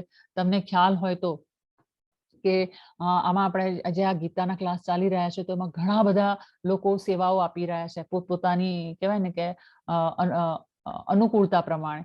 કોઈ લોકો જેમ કે આ ક્લાસ ચાલતા છે તો આપણે અહીંયા આ ક્લાસમાં જિગ્નેશ પ્રભુજી છે એ કો હોસ્ટ અને એડમિનની સેવા આપે છે, અને પછી ઘણા લોકો શ્લોક પઠનની સેવા આપે છે, ઘણા લોકો પીપીટીસ બનાવવાની સેવા આપે છે. તો ઘણા લોકો શ્લોક જે કહેવાય ને સંસ્કૃતના છે તો એ ગુજરાતીમાં કન્વર્ટ કરવાની અથવા તો એની પીપીટીઓ તૈયાર કરવાની. એટલે આવી રીતે ઝીણી ઝીણી ઘણી બધી જુદા જુદા પ્રકારની સેવાઓ હોય છે કે મનુષ્ય પોતાની યથાશક્તિ પ્રમાણે ભગવાનના કાર્યમાં સેવા આપે છે. તો આને શું કહેવાય? ભક્તિભાવ પૂર્વક કર્મ કરેલું કહેવાય, ભક્તિમાં કરેલું કર્મ કહેવાય. તો તમે જોયું હશે કે જ્યારે ફોરેનર્સ છે એ આ લોકો કેવી રીતે આ ભક્તિમાં પરોવાયા હતા. તો એમણે છે શ્રીલા પ્રભુપાદજીના ખૂબ બધા વિડીયો સાંભળ્યા હતા, એમના પ્રવચનો એમણે સાંભળ્યા હતા, ભગવદ્ ગીતા એમણે સાંભળી હતી એમના દ્વારા. અને એટલે જ એમણે શું કર્યું કે આપણા ઇન્ડિયા કરતા પણ સૌથી વધારે કહેવાય ને કે ભગવાન શ્રી કૃષ્ણનો પ્રચાર પાશ્ચાત્ય દેશોમાં ફોરેનર્સમાં વધારે જોવા મળે છે. ત્યાંના લોકો છે ને આપણી જેમ આપણા લોકો અહીંયા છે ને આમ તિલક એક કરતા પણ શરમાય કે આ શું વળી તિલક કરવાનું, કોઈ જોશે તો આપણને શું કહેશે, આપણને પ્રશ્નો પૂછશે તો શરમ આવે. પણ ત્યાંના લોકોને કેવું છે, એક વખત ખબર પડી કે આ વસ્તુ બેસ્ટ છે, શ્રીલા પ્રભુપાદજીએ કીધી છે, સાચી જ છે, અને કૃષ્ણનો એટલો સરસ કહેવાય ને એમણે ફેલાવો કર્યો છે ભગવાન શ્રી કૃષ્ણનો કે ત્યાંના લોકો એને એક્સેપ્ટ કરી લીધી છે. અને ત્યાંના લોકો એવી રીતે તિલક કરે છે, ધોતી કુર્તા પહેરે છે, પોતાના આખા હેર કટ કરાવી લે છે, એક ચોટલી રાખે છે ખાલી, પછી ગળામાં તુલસી માળા પહેરે છે, પછી પેલી બીડ બેગ હાથમાં ગળામાં લટકાવીને હરે કૃષ્ણ મહામંત્રનો જાપ કરતા હોય છે રસ્તામાં, ગમે ત્યાં જ્યાં પણ ફ્રી હોય ત્યાં. તો એ લોકો બિલકુલ શરમાતા નથી, પણ કહેવાય ને ભગવાનની ભક્તિ કરે છે, અને ભગવાનની ભક્તિ કરતા કરતા એ પોતાનું કર્મ પણ કરે છે. તો આ રીતે જે ભક્તિપૂર્વક જે કર્મ કરતું હોય છે અને જે ઇન્દ્રિયોને તો એ ઇન્દ્રિયોને મન તથા ઇન્દ્રિયોને વશમાં રાખી શકે છે, અને એ વ્યક્તિ હોય છે સૌને પ્રિય હોય છે અને બધા જીવો પણ તેને પ્રિય હોય છે. તો અહીંયા શ્રીલા પ્રભુપાદજીનું મહાન મંત્ર છે જે તમે જોયું છે કે કૃષ્ણ પવિત્ર નામ સાંભળવું અને જપવું. હરે કૃષ્ણ કૃષ્ણ કૃષ્ણ હરે હરે, હરે રામ રામ રામ હરે હરે. ઓકે, નાઉ નેક્સ્ટ 5.10. બ્રહ્મણ્યાધાય કર્માણિ સંગ ત્યક્ત્વા કરોતિ યઃ લિપ્યન્તેન સ પાપેન પદ્મપત્ર વિભાવમાસ.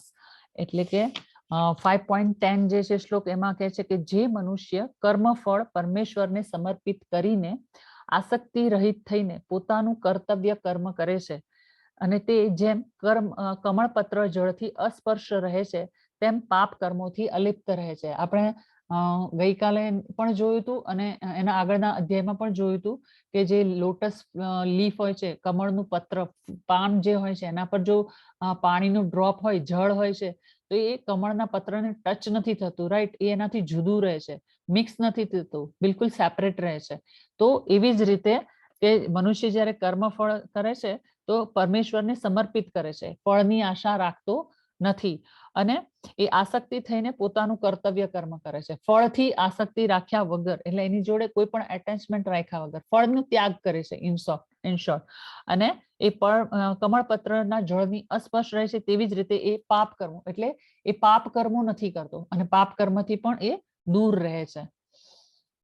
નેક્સ્ટ છે કાયેન મનસા બુદ્ધિયા કેવલેરિન્દ્રિયોરેપી યોગિનઃ કર્મ કુર્વન્તિ સંગ ત્યક્ત્વા શુદ્ધયે. એટલે કે યોગીજનો અનાસક્ત થઈને શરીર, મન, બુદ્ધિ અને ઇન્દ્રિયો દ્વારા પણ કેવળ આત્મશુદ્ધિના હેતુ માટે કર્મ કરે છે. તમને આ સ્લાઇડમાં જોવા મળશે, બધા સાધુ સંતો છે, યોગીજનો છે, મહાપુરુષો છે, બધા ગુરુજીઓ છે. તો આ બધા કેવું કરે છે? તો એ બધા મનુષ્યો કહેવાય ને કે એ બધા ભગવાનની ભક્તિ કરે છે. આ બધા સંતો જે છે એ ભગવાનની ભક્તિ કરે છે અને એ રીતે પોતાના કર્મો કરે છે. પરંતુ સામાન્ય મનુષ્ય હોય છે એ શું કરે છે? એ પોતાનું કર્મ કર્યા વગર જીવી ના શકે, એનો જીવન નિર્વાહ ના થઈ શકે. તો દરેક મનુષ્ય શું કર્મ તો કરવું જ પડશે, કર્મથી એ છૂટી નથી શકવાનો. તો કર્મ કરતા કરતા એને ભગવાનની ભક્તિ પણ કરવાની છે સાથે. તો એ જો કર્મ કરતા કરતા ભગવાનની ભક્તિ કરશે તો એ કર્મના જે ફળ છે એના બંધનથી મુક્ત થઈ જશે. જેમ કે સારું કર્મ કર્યું હોય તો સારા ફળ મળે, ખરાબ કર્મ કર્યું હોય તો ખરાબ ફળ મળે. તો એ જે ફળો જે છે એ પ્રાપ્ત જ ના કરવા હોય અને એ ફળોથી મુક્ત રહેવું હોય તો શું કરવાનું? કર્મ કરવાના, પરંતુ કૃષ્ણને સાક્ષીમાં રાખીને કરવાના કર્મ. નેક્સ્ટ ઓકે, આ તો 5.12 છે. નેક્સ્ટ અધ્યાય. યુક્ત કર્મ ફલમ ત્યક્ત્વા શાંતિમાપ્નોતિ નૈષ્ઠિકમ અયુક્ત કામકારેણ ફલે સક્તો નિપદ્યતે. એટલે કે ભક્તિમાં સ્થિર થયેલો મનુષ્ય પરમ શાંતિ પામે છે, કારણ કે તે પોતાના સર્વ કર્મના ફળ મને અર્પિત કરે છે, એટલે કે ભગવાન શ્રી કૃષ્ણને અર્પિત કરે છે. પરંતુ જે મનુષ્ય ભગવાન સાથે સંલગ્ન હોતો નથી તથા જે પોતાના શ્રમના ફળોનો લોભી છે તે બદ્ધ થઈ જાય છે. આમાં તમને સ્લાઇડમાં પણ દેખાતું હશે, બે પિક્ચર બતાવ્યા છે. એક જે છે સંત પુરુષ છે, શું કરે છે? એ ભગવાનની ભક્તિ કરે છે, પૂજા અર્ચના કરે છે, ભગવાનને ભોગ ધરાવે છે અને આ રીતે ભક્તિ કરે છે, રાઈટ? ભગવાનની આરતી કરે છે, ભગવાનના નામનો જાપ કરે છે, ભોગ ધરાવે છે. તો અને દરેક કર્મ કરે છે એમાં ભગવાનને સાક્ષી રાખે છે. તો આવો મનુષ્ય શાંત હોય છે. કેમ? કારણ કે એ ભક્તિ કરે એટલે એને શું થાય છે? શાંતિ પ્રાપ્ત થાય છે. એટલે આપણે પણ વિચારવું જોઈએ કે જો આપણે આપણા જીવનમાં શાંતિ જોઈતી હોય, બધા પ્રોબ્લેમનું સોલ્યુશન શું છે? કે આપણું મન અશાંત રહે છે. મન અશાંત કેમ રહે છે? કારણ કે આપણી ઇન્દ્રિયો છે એની ઈચ્છાઓ છે પૂર્ણ જ નથી થતી અને આપણે 3 ગુણોથી આસક્ત રહીએ છીએ, હે ને? રજો, તમો અને સતો ગુણ, જે આપણે આગળના અધ્યાયમાં શીખીશું. તો એનાથી આપણે આવૃત રહીએ છીએ અને એટલે જ આપણે મન અને બુદ્ધિ અને ઇન્દ્રિય છે એ કાબુમાં નથી રહેતી અને એના લીધે આપણે કહેવાય ને જુદા જુદા અલગ અલગ કર્મો કરતા રહીએ છીએ. પણ આપણે જો આ બધાથી બચવું હોય તો કળિયુગના મનુષ્યો માટે સૌથી ઈઝીમાં ઈઝી રસ્તો છે, ખૂબ જ સરળ રસ્તો છે, જે ચૈતન્ય મહાપ્રભુએ આપણને બતાવ્યો છે અને શ્રીલા પ્રભુપાદ દ્વારા આપણને ગીતાના જ્ઞાન દ્વારા પ્રાપ્ત થયો છે. કે આપણે સૌથી સહેલું કામ શું કરવાનું છે? જે આપણે ઘરમાં બેઠા કરી શકીએ છીએ. એના માટે કોઈ મહેનત કરવાની, એક્સ્ટ્રા સમય આપવાની કે ક્યાંય બહાર જવાની કે કોઈ ખર્ચ કરવાની ક્યાંય કશી જરૂર નથી. કે હરે કૃષ્ણ મહામંત્રનો જાપ કરવાનો, હરે કૃષ્ણ મહામંત્રનો જાપ કરવાનો, ભગવાન શ્રી કૃષ્ણની ભક્તિ કરવાની. અને ભક્તિ કેવી રીતે કરવાની? તો તમને બધાને ખ્યાલ છે, ઓછામાં ઓછી એક માળા કરવાની, ભગવાનને ભોગ ધરાવવાનો અને શક્ય હોય તો સવારની મંગળા આરતી એટેન્ડ કરવાની. તમે ખાલી તમારા જીવનમાં આટલું પરિવર્તન જો તમે લાવશો, તમે શરૂઆત કરશો તો તમારા લાઈફમાં કેટલો ચેન્જીસ આવશે એ તમે ખુદ અનુભવ કરશો થોડાક જ સમયમાં. અને આ રિયલમાં ચમત્કારિક છે એકચ્યુઅલી આ મહામંત્ર અને આ ભગવાનની જે ભક્તિ જે ગીતામાં શ્રીલા પ્રભુપાદજીએ બતાવી છે. તો અને આ બીજા પિક્ચરમાં તમને બતાવ્યું છે કે જે લોભી હોય છે, જે ભગવાનને માનતો જ નથી, કે ભગવાન એટલે શું, ભગવાન જેવું કોઈ વસ્તુ છે જ નહીં, અને કહે ને કે આ ભૌતિક જીવનમાં આવ્યા છે તો ચલો સુખ ભોગવી લો, જે ખાવું છે ખાઈ લો, જે ઈચ્છા છે બધી પૂરી કરી લો, કે ને અને મન ફાવે એમ બધું જ કરી લેવાનું, કોઈ કંટ્રોલ નહીં, કોઈ ઇન્દ્રિયો પર કંટ્રોલ નહીં. તો એ લોકોને શું થાય છે કે એ લોકો પોતાના કર્મોના ફળથી બદ્ધ થઈ જાય છે. એટલે એ લોકોને પુનર્જન્મ લીધા જ કરવો પડે. જન્મ મૃત્યુના ચક્કરમાંથી એ લોકો મુક્ત થઈ જ ના શકે, કારણ કે એમને જ્ઞાન જ નથી ને કે શું કરવું, આપણું આ જીવન શાના માટે છે, આપણા મનુષ્ય જીવન જે જન્મ લીધો છે એ શાના માટે છે? ફક્ત ભગવાનને જાણવા માટે, ભગવાનની શરણાગતિ સ્વીકારવા માટે અને ભગવાનના ધામમાં પાછા જવા માટે. કારણ કે આ ભૌતિક જગતમાં આ દુખાલયમાં ફરીથી આપણે જન્મ મૃત્યુ નથી લેવું, કારણ કે જન્મ અને મૃત્યુ કેટલું દુઃખદાયી હોય છે એ જન્મની તો હજુ આપણને ખ્યાલ નથી, બહુ નાના હોય એટલે એ સ્મૃતિ તો આપણી ચાલી ગઈ હોય કે જન્મ વખતે કેટલું દુઃખ થતું હોય છે. પણ મૃત્યુની તો બધાને ખબર હોય છે, મૃત્યુ સમય બધાની પરિસ્થિતિ કે હાલત કેવી હોય છે. આપણે કદાચ આપણા સ્વજનોનું પણ મૃત્યુ થતા જોયેલું હશે તો ખ્યાલ હશે કે કેટલું દુઃખ થાય છે, કેટલી પીડા થાય છે. તો આ ચક્કરમાં વારે વારે આપણે જાણીએ છીએ, એનો ઉપાય પણ જાણીએ છીએ, તો પછી વારે વારે શું કરવા ફસાઈએ આમાં? તો આપણે પણ જો જ્ઞાની હોઈએ, થોડા બુદ્ધિમાન હોઈએ તો આપણે આ ચક્કરમાંથી બહાર નીકળવા અવશ્ય પ્રયત્ન કરવો જોઈએ.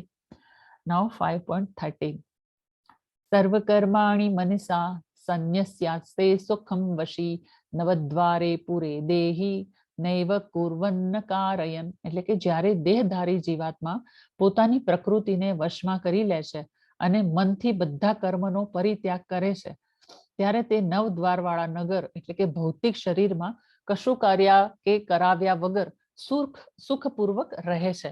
એટલે ભૌતિક કહેવાય ને કે ભૌતિક દેહધારી જે જીવાત્મા હોય છે એના 9 દ્વાર હોય છે. કોઈને ખ્યાલ છે કયા કયા હોય છે 9 દ્વાર? હરે કૃષ્ણ. કોઈને યાદ હોય તો બોલી જાઓ. અચ્છા, હિરલ માતાજી. ઓકે હિરલ માતાજી, બોલી જાઓ તમે અનમ્યુટ કરીને. હરે કૃષ્ણ માતાજી. હરે કૃષ્ણ. માતાજી, મુખ, હા, આંખ, બે કાન, આંખો, હા, બે આંખો, બે કાન, પછી નાસિકા છિદ્ર આપણા, અને છેલ્લે મુખ ગુહા અને હા બસ જનેન્દ્રિય લાસ્ટ છે. જનેન્દ્રિય, રાઈટ. બે આંખો, બે નસકોરા, બે કાન, એક મોં એટલે કે મોઢું, ગુદા અને જનેન્દ્રિય. એટલે કે આ રીતે 9 દ્વાર વાળું આપણું જે શરીર હોય છે તો એમાં આપણે કશું કર્યા વગર પણ સુખ ભોગવી શકીએ. કેવી રીતે? આપણે ભૌતિક બધા કહેતા હોય છે કે આપણે મૃત્યુ પછી સ્વર્ગમાં જઈશું અથવા તો ગોલોકધામમાં જઈશું, પછી જ આપણે સુખપૂર્વક શાંતિપૂર્વક જીવી શકીશું. પણ આપણે આ દેહધારી કહેવાય ને શરીરમાં રહીને જ આપણે શાંતિપૂર્વક સુખપૂર્વક જો જીવવું હોય એનું શું? પછી તો શાંતિ મળવાની છે, સુખ મળવાનું છે, એવું તો આપણે બધે વાંચ્યું છે. પણ ભગવદ ગીતામાં શું કીધું છે કે જે આ 9 દ્વારો વાળું આજે આપણું ભૌતિક શરીર છે એમાં પણ આપણે સુખપૂર્વક જીવન જીવી શકીએ છીએ. તો એ કેવી રીતે? તો કે જો જે દેહધારી જીવાત્મા હોય છે એ પોતાની પ્રકૃતિને વશમાં કરી લે અને મનથી બધા કર્મોનો પરિત્યાગ કરે. એટલે કે પ્રકૃતિને વશમાં કરી લેવી એનો મતલબ એ છે કે જે આપણે કહેવાય ને કે શરીર અને આત્મા એના વિશે જ્ઞાન જાણવું ખૂબ જરૂરી છે. આપણી શરીરની પ્રકૃતિ શું છે કે આપણું શરીર અલગ છે, આપણી આત્મા અલગ છે. પહેલું વસ્તુ એ. અને આપણને ખ્યાલ છે કે ભૌતિક શરીર હોય છે તો શરીરનો નાશ થાય છે, આત્મા કોઈ દિવસ નાશ થતો નથી. પરંતુ શરીરના લીધે આત્મા વારંવાર દુઃખ ભોગવે છે. કેમ? કારણ કે એ શરીરથી ખૂબ એટેચ છે. તો આપણે એ જાણી લેવું જોઈએ કે આપણે શરીર નથી, આત્મા છીએ. પહેલી વસ્તુ તો એ. અને પછી બધા મનથી છે ને આપણે બધા કર્મોનો પરિત્યાગ કરવો જોઈએ. એટલે કે કર્મો જે કરીએ છીએ એ આપણે કરવા જોઈએ ભગવાનને સેન્ટરમાં રાખીને, ભગવાનની ભક્તિ કરતા કરતા કર્મ કરવા જોઈએ. અને જો આ રીતે આપણે ભક્તિની શરૂઆત કરીશું તો શું થશે કે આપણે આ ભૌતિક જીવનમાં પણ સુખપૂર્વક જીવી શકીશું. રાઈટ? ઓકે, નાઉ નેક્સ્ટ. ઓકે, 18મો શ્લોક છે. વિદ્યા વિનય સંપન્ને બ્રાહ્મણે ગવિહસ્તિની શુનિચૈવ શ્વપાકે ચ પંડિતા સમદર્શિની. એટલે કે વિનમ્ર સાધુઓ તેમના યથાર્થ જ્ઞાનના પ્રતાપે વિદ્વાન તથા વિનયી બ્રાહ્મણોને ગાય, હાથી, કૂતરા તથા ચંડાળને સમાન દ્રષ્ટિથી જુએ છે. એટલે તમને આ સ્લાઇડમાં દેખાતું હશે કે દરેક જીવના હૃદયમાં કોણ વસે છે? પરમાત્મા વસે છે. અને આપણે સૌથી પહેલા અધ્યાયમાં જ જોયું હતું કે ભગવાનને કહેવાય ને જાણવાના 3 તબક્કા હતા. કયા કયા 3 તબક્કા હતા?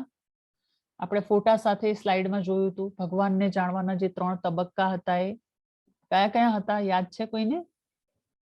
ઓકે, તૃષા માતાજી બોલી જાઓ તમે. બ્રહ્મા, પરમાત્મા અને ભગવાન.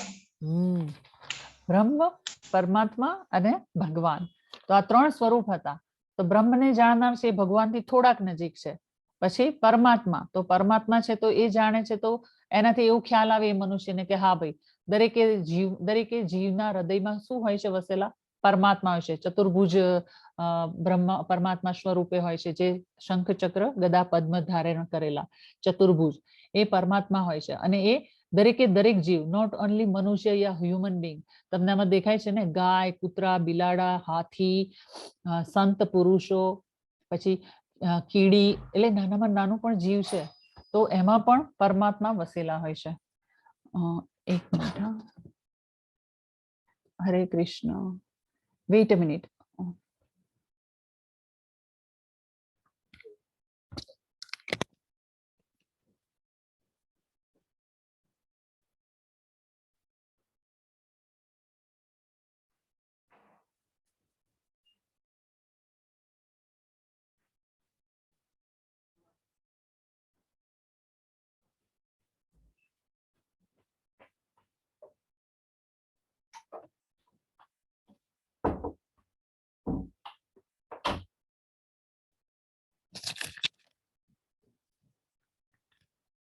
हरे कृष्ण। हाँ, ओके ओके, तो 1 मिनट।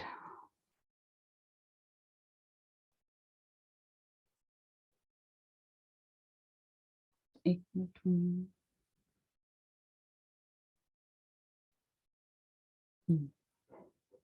ઓકે, તો આ સ્લાઇડ ઉપરથી આપણે જાણ્યું કે પરમાત્મા છે દરેકે દરેક જીવના હૃદયમાં વસેલા છે.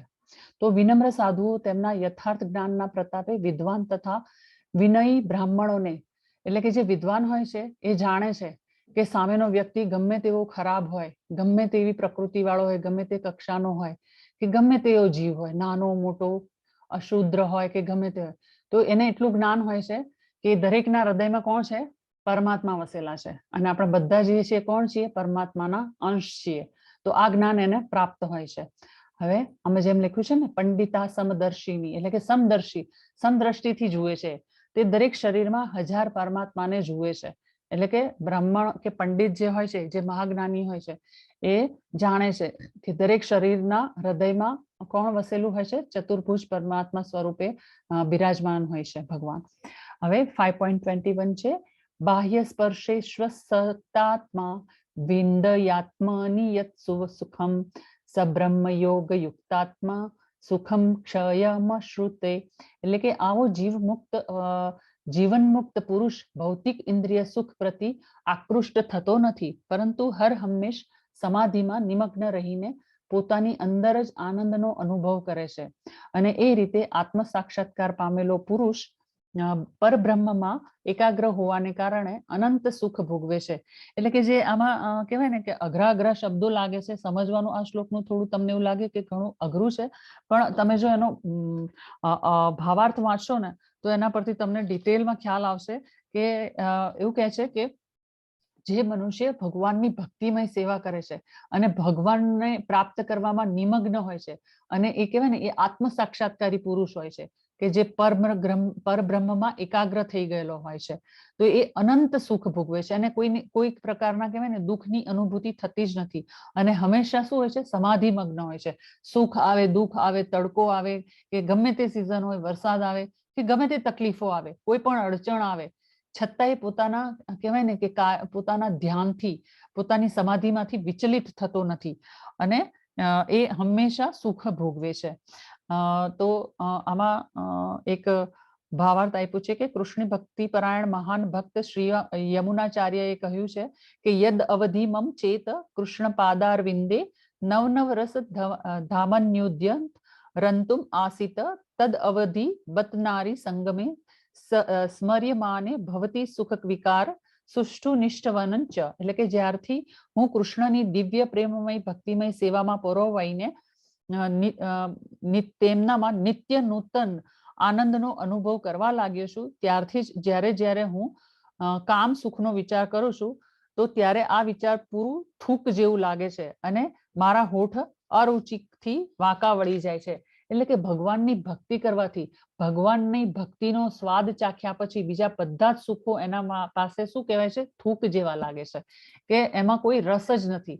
એટલે એક વાર કહે ને કે ભગવાનની ભક્તિમાં જો આપણને રસ લાગી જાય, ભગવાનની ભક્તિનો સંગ આપણને રંગ લાગી જાય, તો શું થાય કે ધીમે ધીમે કરીને આપણી ભગવાન પ્રત્યેની ભક્તિ વધતી જાય છે અને જે ભૌતિક સુખો હોય છે ને એના પ્રત્યે આપણી અનાસક્તિ થઈ જાય છે, એમાં આસક્તિ રહેતી નથી અને એમાં આપણને એટલો બધો ઇન્ટરેસ્ટ પણ રહેતો નથી કે મારે આ કરવું છે અથવા તો આ સાંભળવું છે અથવા તો મારે આ કરવું છે. નો ડાઉટ એ આપણા જીવનમાં આપણે જે કરવાનું છે એ બધું કરવાનું જ છે, પણ હા, ધીરે ધીરે, જેમ કે જો ભક્તિ કરવાની હોય તો આમાં એવું હોય છે કે તમે લેવલ 1 કરો છો તો તમારે ક્વેશ્ચન આન્સર એટેન્ડ કરવા પડે, આન્સર આપવા પડે અને લેવલ 1 નું તમને સર્ટિફિકેટ મળે, પછી જ તમે લેવલ 2 માં જઈ શકો. પછી લેવલ 2 પણ તમે એવી જ રીતે ક્વેશ્ચન આન્સર થ્રુ ક્લિયર કરી લેવલ 3 માં એન્ટર કરી શકો, રાઈટ? તો આ રીતે કહેવાય ને કે સ્ટેપ બાય સ્ટેપ તમે જેવી રીતે જ્ઞાન લેતા જશો અને જેવી રીતે તમે ભક્તિમાં આગળ વધતા જશો, એવી રીતે ધીમે ધીમે આના જે કહેવાય ને કે ઇસ્કોનના જે 4 નિયમો છે એનું પાલન જે કરવાનું છે, અથવા તો ભગવાનને ભોગ ધરાવીએ તો ડુંગળી લસણ છોડી દેવા પડે, આપણે ચા કોફી ન પીએ, તો આ બધું કમ્પલસરી કરવાની આપણે જરૂર નથી. પહેલેથી આપણે બધું છોડીને પછી જ ભક્તિ કરવી, એવું જરૂરી નથી. આપણે ભક્તિમાં ધીમે ધીમે આગળ વધીશું તો આપણું મન અને આપણું હૃદય અને આપણી અંતરાત્મા જ અંદરથી કહે ને કે એ રીતે તૈયાર થઈ જશે કે ના, મારે આ ખાવું જ નથી, ડુંગળી લસણ ખાવા નથી અને મારે ભગવાનને ભોગ ધરાવો છે. કારણ કે ભગવાનને જ્યારે ભોગ ધરાવીએ ત્યારે આપણે એમાં ડુંગળી લસણનો ઉપયોગ નથી કરતા, કારણ કે પ્રસાદમ હોય છે, ભોગ હોય છે, ભગવાનને ધરાવીએ. પછી ચા કોફી એટલે કે નશો કહેવાય એક ટાઈપનો, કેફીન હોય છે કે બધું એક ટાઈપનો નશો જ છે, ચા કોફી છે બધું. તો એ ઘણાથી ઘણા લોકોથી છૂટતું નથી. પણ જેમ જેમ તમે ભક્તિમાં આગળ વધતા જશો તો શું થશે, ધીમે ધીમે તમને જ એવું મન થઈ જશે કે આમાં શું ઇન્ટરેસ્ટ છે, આમાં શું રસ છે, આ છોડવું એટલે કઈ જ મોટી વસ્તુ નથી. એ જો પહેલા તમે વિચાર્યું હોય, તમે આ કહેવાય ને જ્ઞાન પ્રાપ્ત ના કર્યું હોય, ભગવદ્ ગીતા ના વાંચ્યું હોય, તમને કઈ જ ખ્યાલ ના હોય, ઇવન મેં પણ, તો ત્યાં અત્યાર સુધી આપણે પણ ડુંગળી લસણ ખાતા હતા, ચા પાણી પીતા હતા, ઇવન બહારનું હોટલનું પણ ખાતા હતા, આપણને એવું કશું જ ખ્યાલ નહોતો. પણ જેમ જેમ આપણને જ્ઞાન પ્રાપ્ત થતું જાય, જેમ જેમ આપણી ભક્તિમાં આપણી પ્રગતિ થતી જાય, આગળ વધતા જઈએ, એમ આપણે જ કહેવાય ને આપણી જાતે જ શુદ્ધ થતા જઈએ છીએ. આપણને કોઈ પરાણે કહેવું નથી પડતું તારે આ નહીં કરવાનું, તારે આ કરવાનું. આપણા મનથી જ આપણે એ વિચારો શરૂ કરી દઈશું. તો ભક્તિમાં આપણે આ રીતે ભગવાનની ભક્તિમાં આગળ વધીએ છીએ અને આત્મ સાક્ષાત્કાર કરી શકીએ છીએ.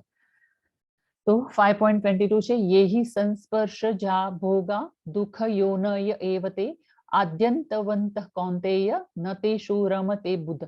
એટલે કે બુદ્ધિશાળી મનુષ્ય ભૌતિક ઇન્દ્રિયોના સંસર્ગથી ઉત્પન્ન થનારા સુખોપભોગમાં રસ લેતો નથી, કારણ કે તે દુઃખના મૂળ કારણ રૂપ બની રહે છે.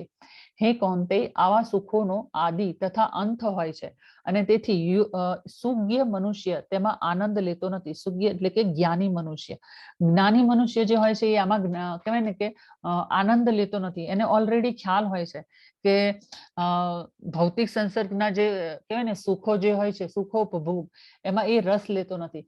કેમ બુદ્ધિશાળી મનુષ્ય નથી લેતા રસ? આમાં તમને બે સ્લાઇડમાં દેખાય છે. એક બાજુ છે શ્રીલા પ્રભુપાદજી, જે ભગવાન શ્રી કૃષ્ણની ભક્તિ કરે છે, ભક્તિમય સેવા કરે છે, અને એમણે પોતાનું આખું જીવન કૃષ્ણ ભક્તિમાં વિતાવ્યું છે. અને ઇવન એમણે કીધું પણ છે કે મેં મારા જીવનનો એક સમય પણ એવો નહીં હોય કે જેમાં મેં કૃષ્ણને યાદ કર્યા વગર જીવ્યો હોય છે. એટલે કેટલા ગ્રેટ છે એ. જ્યારે એટલું બધું આપણા માટે શક્ય નથી, પણ હા, આપણે એમના પથ ઉપર ચાલવા માટે અને કહેવાય ને આપણે એમને ગુરુ તરીકે સ્વીકારી અને આપણે પણ ભક્તિમય સેવામાં આગળ વધવા માટે જરૂર પ્રયત્ન કરવો જોઈએ. આપણે આપણા જીવનનો ઉદ્ધાર કરવો જોઈએ. આપણને ખ્યાલ છે કે ભગવાન કોણ છે, સાચું શું છે, ખોટું શું છે, ભક્તિમય સેવા કરવાથી આપણા જીવનમાં આપણને શું ફાયદો થાય છે. અને જો આપણે ભક્તિમય સેવા કરીશું અને આપણે ભક્તિ શરૂ કરીશું તો આપણી આજુબાજુ બધી પોઝિટિવિટી ફેલાશે અને આપણા ઘરના સભ્યો પણ, જેને આપણે પરાણે નહીં કહેવું પડે કે તું ગીતા વાંચ, તું આમ કર, તું તેમ કર, તું ભક્તિ કર, કેટલી સરસ છે, એ આપોઆપ આપને આપ કહેવાય ને કે આપણું જોઈને આપણું અનુકરણ કરશે. તો આ કેટલું ગ્રેટ કાર્ય છે. એટલે કહેવાય ને કે જે બુદ્ધિશાળી મનુષ્ય હોય છે એ આ બધા સુખોપભોગમાં રસ લેતા નથી. નેક્સ્ટ. તો આમાં જે બતાવ્યું છે ત્રણ જે જુદા જુદા ઉદાહરણો છે કે કહેવાય ને ઇન્દ્રિય તૃપ્તિ માટે અથવા તો કહેવાય ને એની ઈચ્છાઓ, મનુષ્યની ઈચ્છાઓ પૂર્ણ નથી થતી. જેમાં ફર્સ્ટ પિક્ચરમાં બતાવ્યું છે એક બલ્બ છે, એની આજુબાજુ જ્યારે તમે જોજો કે વરસાદની સિઝન હોય ત્યારે વધારે જોવા મળે આવું કે બહાર સ્ટ્રીટ લાઇટ હોય ને તો એની આજુબાજુ જીવજંતુઓ, પેલા જીવડાઓ બહુ ફરતા હોય, પણ જેવા એ બલ્બ પાસે ટચ થાય કે અડવા જાય ને તો એ ગરમ ગોળાથી ટચ થઈને મરી જાય છે. એટલે એની ઈચ્છાઓ છે, પ્રકાશને જોઈને આકર્ષિત થાય છે, પણ છેલ્લે શું થાય, એ જે એની ઈચ્છા, જે એનું કહેવાય ને કે ઇન્દ્રિય તૃપ્તિ કરવા જાય તો એનું મૃત્યુ થઈ જાય. એવી જ રીતે આ હાથી, તો હાથી કાદવમાં પડ્યો હોય છે, એ જેટલું બહાર નીકળવાનો પ્રયત્ન કરશે તો એ વધારે ને વધારે અંદર ખૂપાતો જશે. પછી થર્ડ પિક્ચરમાં બતાવ્યું છે કે આ લીલીનું ફ્લાવર છે તો લોટસ ફ્લાવર છે, તો ભમરો છે જ્યારે રસ એમાં લેવા જાય છે તો શું થાય છે, એ એનો ઇન્દ્રિય છે એટલે એને ઇન્ટરેસ્ટ છે કે એને રસ ચૂસવો છે, પણ એ જેવો અંદર જાય છે તો ધીમે ધીમે સાંજ પડતા કમળ બંધ થઈ જાય, તો ભમરો છે એમાં કેદ થઈ જાય છે. એટલે એકચ્યુઅલી જે કહેવાય ને આપણે સુખ, ઇન્દ્રિયો સુખ પ્રાપ્તિ કરવા માટે જે ભૌતિક જીવનમાં લગાતાર મહેનત કરતા રહીએ છીએ, પણ આપણને ખ્યાલ નથી કે આપણે જન્મ મૃત્યુના ચક્કરમાં આપણે ફસાતા રહીએ છીએ. એકચ્યુઅલી આપણે એનાથી બહાર નથી નીકળતા. તો બહાર નીકળવાનો તો રસ્તો એક જ છે. હવે આમાં એક પિક્ચર બતાવ્યું છે કે જેમાં એક જો અર્થ કહેવાય આવ્યો છે અને એનું ઘર બ્રેક એટલે કે ઘર તૂટે છે. તો આમાં શું લખે છે, જે અભક્ત હશે શું વિચારશે, મારું ઘર, હાય મારું ઘર, એટલે કે એ દુખી થઈ જશે કે મારું ઘર તૂટી ગયું, ભગવાને આવું કેમ કર્યું, મારી સાથે જ આવું કેમ થયું, એ એવું વિચારશે. જ્યારે ભક્ત હશે તો શું વિચારશે? જો અહીંયા તમને સ્લાઇડમાં દેખાય છે, મને કૃષ્ણની યોજના પર વિશ્વાસ છે. ગમે એટલું નુકસાન થાય, ગમે એટલું દુઃખ આવે, એના કહેવાય ને કે એના જીવનમાં એટલી બધી વિકટ પરિસ્થિતિઓ આવે, છતાં પણ એ શું વિચારશે કે આ મારા કૃષ્ણની યોજના છે અને કૃષ્ણ જે ઈચ્છે છે અને કૃષ્ણની જે યોજના છે એના પર મને વિશ્વાસ છે. એટલે એને પૂર્ણપણે ભગવાન શ્રી કૃષ્ણની શરણાગતિ સ્વીકારી છે. ત્યારે જ એટલું એનું મન એકદમ શાંત છે, ઉચાટ ભરેલું નથી, ઉદ્વિગ્ન નથી, અને એને ભગવાન શ્રી કૃષ્ણ પર પૂર્ણ વિશ્વાસ છે અને એ શાંતિથી જીવી શકે છે, ગમે એટલી ઉથલ પાથલ કેમ ના થઈ જાય ભૌતિક જીવનમાં. તો આ બે ફરક છે કે જે ભક્ત હોય એ અને અભક્ત હોય એ બંને વચ્ચે. હવે 5.29 ભોક્તારમ યજ્ઞ તપસા સર્વલોક મહેશ્વરમ સહ્યદમ સર્વભૂતાના જ્ઞાત્વા માં શાંતિ મૃચ્છતિ. એટલે કે મને સમસ્ત યજ્ઞો તથા તપશ્ચર્યાઓનો પરમ ભોક્તા, સમસ્ત ગ્રહો તથા દેવોનો પરમેશ્વર તેમજ સમસ્ત જીવોનો હિત કરતા શુભેચ્છક મિત્ર તરીકે જાણી મારી ભાવનામાં ઓતપ્રોત થયેલો મનુષ્ય સંસારના દુઃખોમાંથી શાંતિ પામે છે. અને આ હકીકત છે. એકચ્યુઅલી શું છે, ભગવાનની શરણાગતિ સ્વીકારવી ને એ ખૂબ અઘરી છે. આપણે ભગવાનની પૂજા અર્ચના કરીશું, ભોગ ધરાવશું, અત્યારે જે શરૂઆતમાં આપણે જે કરી રહ્યા છે ને બધું બહારથી બધું કરીશું, પણ કહેવાય ને અંદરથી, દિલથી, મનથી, સાચા હૃદયથી જે ભક્તિ કરવાની હોય ને, તો એ જે ભક્તિ કરવાની એમાં ભગવાનની પૂર્ણ શરણાગતિ. જ્યારે કોઈ પણ મુશ્કેલી આવે, દુઃખ આવે ને, તો આપણે એમ વિચારવાનું, અચ્છા આ મારા ભગવાનની ઈચ્છા છે, મારા કૃષ્ણની જ ઈચ્છા છે. કારણ કે કૃષ્ણની ઈચ્છા વગર આપણે કહીએ ને, ભગવાનની ઈચ્છા વગર એક પાંદડું પણ હલતું નથી. તો જો આપણા જીવનમાં કે અર્જુનના જીવનમાં પણ જે પણ કઈ મુશ્કેલીઓ આવી, કે જે પણ પ્રશ્નો ઉદ્ભવ્યા, કે જે એને શોક થયો, તે બધી જ શું હતી? ભગવાનની લીલાઓ જ હતી, અથવા તો ભગવાનની જ ઈચ્છા હતી. તો આપણે પણ એમ જ સમજવું જોઈએ કે જે પણ કઈ થઈ રહ્યું છે એ ભગવાનની ઈચ્છા મુજબ જ થઈ રહ્યું છે. અને મને પરમેશ્વર એટલે કે ભગવાન પર પૂર્ણ વિશ્વાસ છે. જેણે મારી આ પરિસ્થિતિ કરી છે એમાંથી ઉગારવા વાળું પણ કોણ છે? મારો ભગવાન જ છે. એટલી પૂર્ણ શરણાગતિ, પૂરો વિશ્વાસ, ભગવાનમાં પૂરો વિશ્વાસ હોવો, એ વિકસાવવો ખૂબ જ જરૂરી છે. અને એ જરૂરી તો છે, પણ એ આવશે કેવી રીતે? સ્લોલી સ્લોલી, તરત નહીં આવે. આજે ને કાલે કરીશું એમાં નહીં આવે. કન્ટિન્યુ આપણે આનું કહેવાય ને કે પ્રેક્ટિસ કરવી પડશે, ભક્તિ કરવાની, ભગવાનની ભક્તિ કરવાની. અને ત્યારે જ આપણે કહેવાય ને બધા દુઃખોમાંથી ઉગરી જઈશું, સંસારના જે દુઃખો છે, અને એમાંથી આપણને શાંતિ પ્રાપ્ત થશે. તો આ એક શાંતિ સૂત્ર અથવા તો પીસ ફોર્મ્યુલા કીધું હતું ને, જે સ્ટાર્ટિંગમાં મેં અધ્યાયના સ્ટાર્ટિંગમાં છેલ્લું જે છે એક પોઈન્ટ જે છે એ શાંતિ સૂત્ર એટલે કે પીસ ફોર્મ્યુલા. આનાથી આપણને શાંતિ પ્રાપ્ત થાય છે. એટલે આ એક કહેવાય ને કી છે.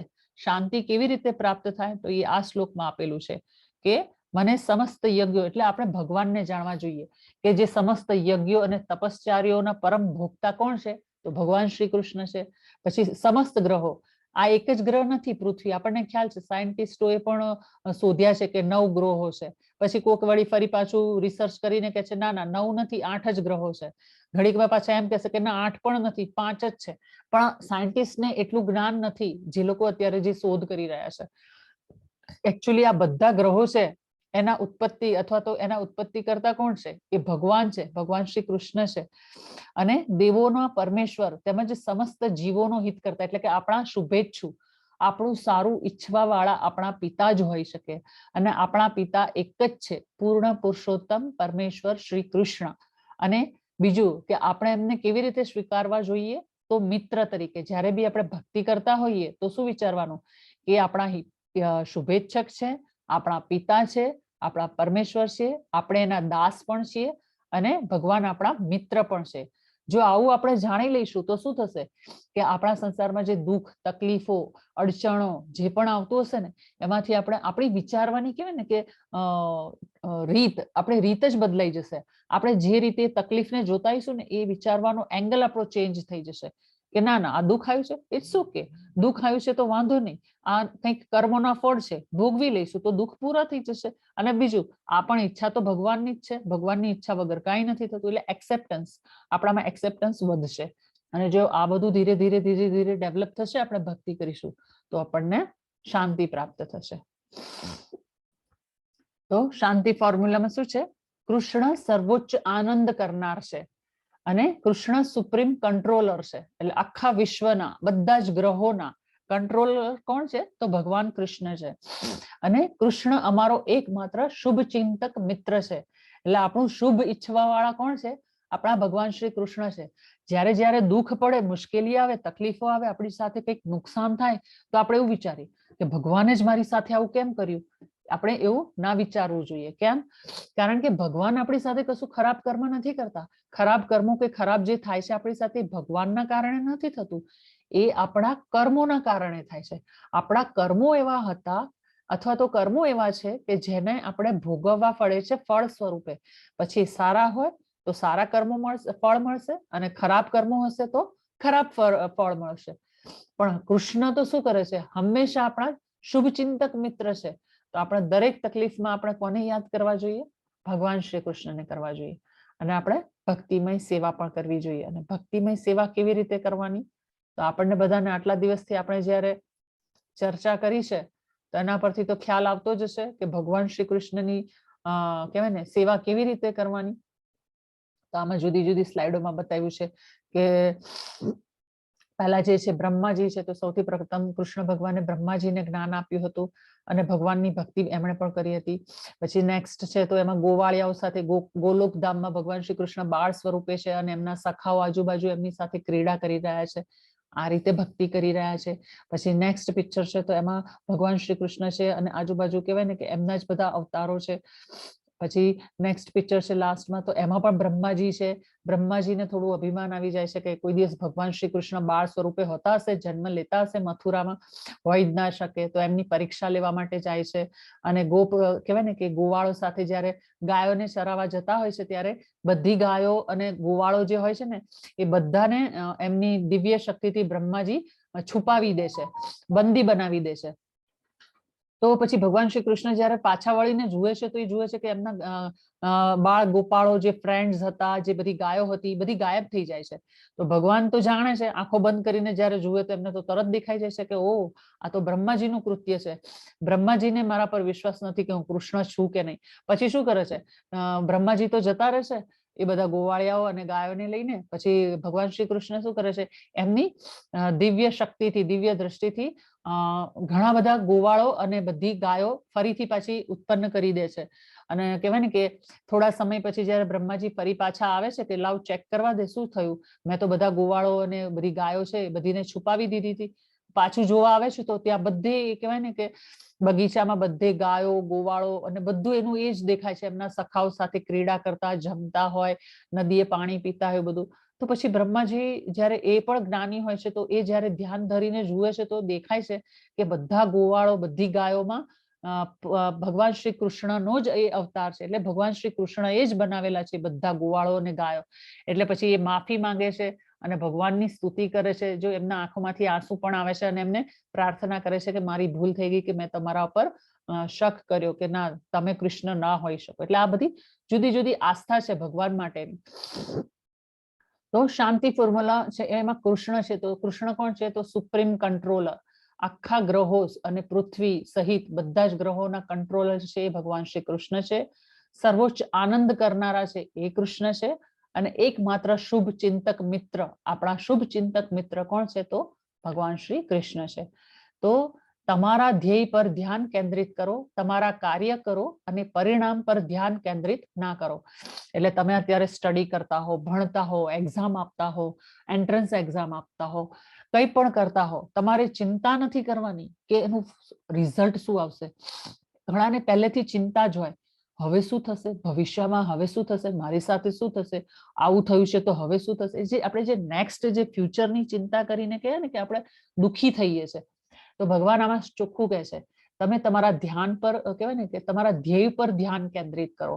તમારે શું કરવું છે એના પર ધ્યાન દો, તમારા કાર્ય કરો અને પરિણામ પર ધ્યાન કેન્દ્રિત ના કરો. એટલે કે ફળ ઉપર ધ્યાન કેન્દ્રિત ના કરો. ફળની કહેવાય ને ફળની આશા જ ના રાખો કે ફળ શું મળશે. તમારે ફક્ત કર્મ કરવાનું છે તમારું.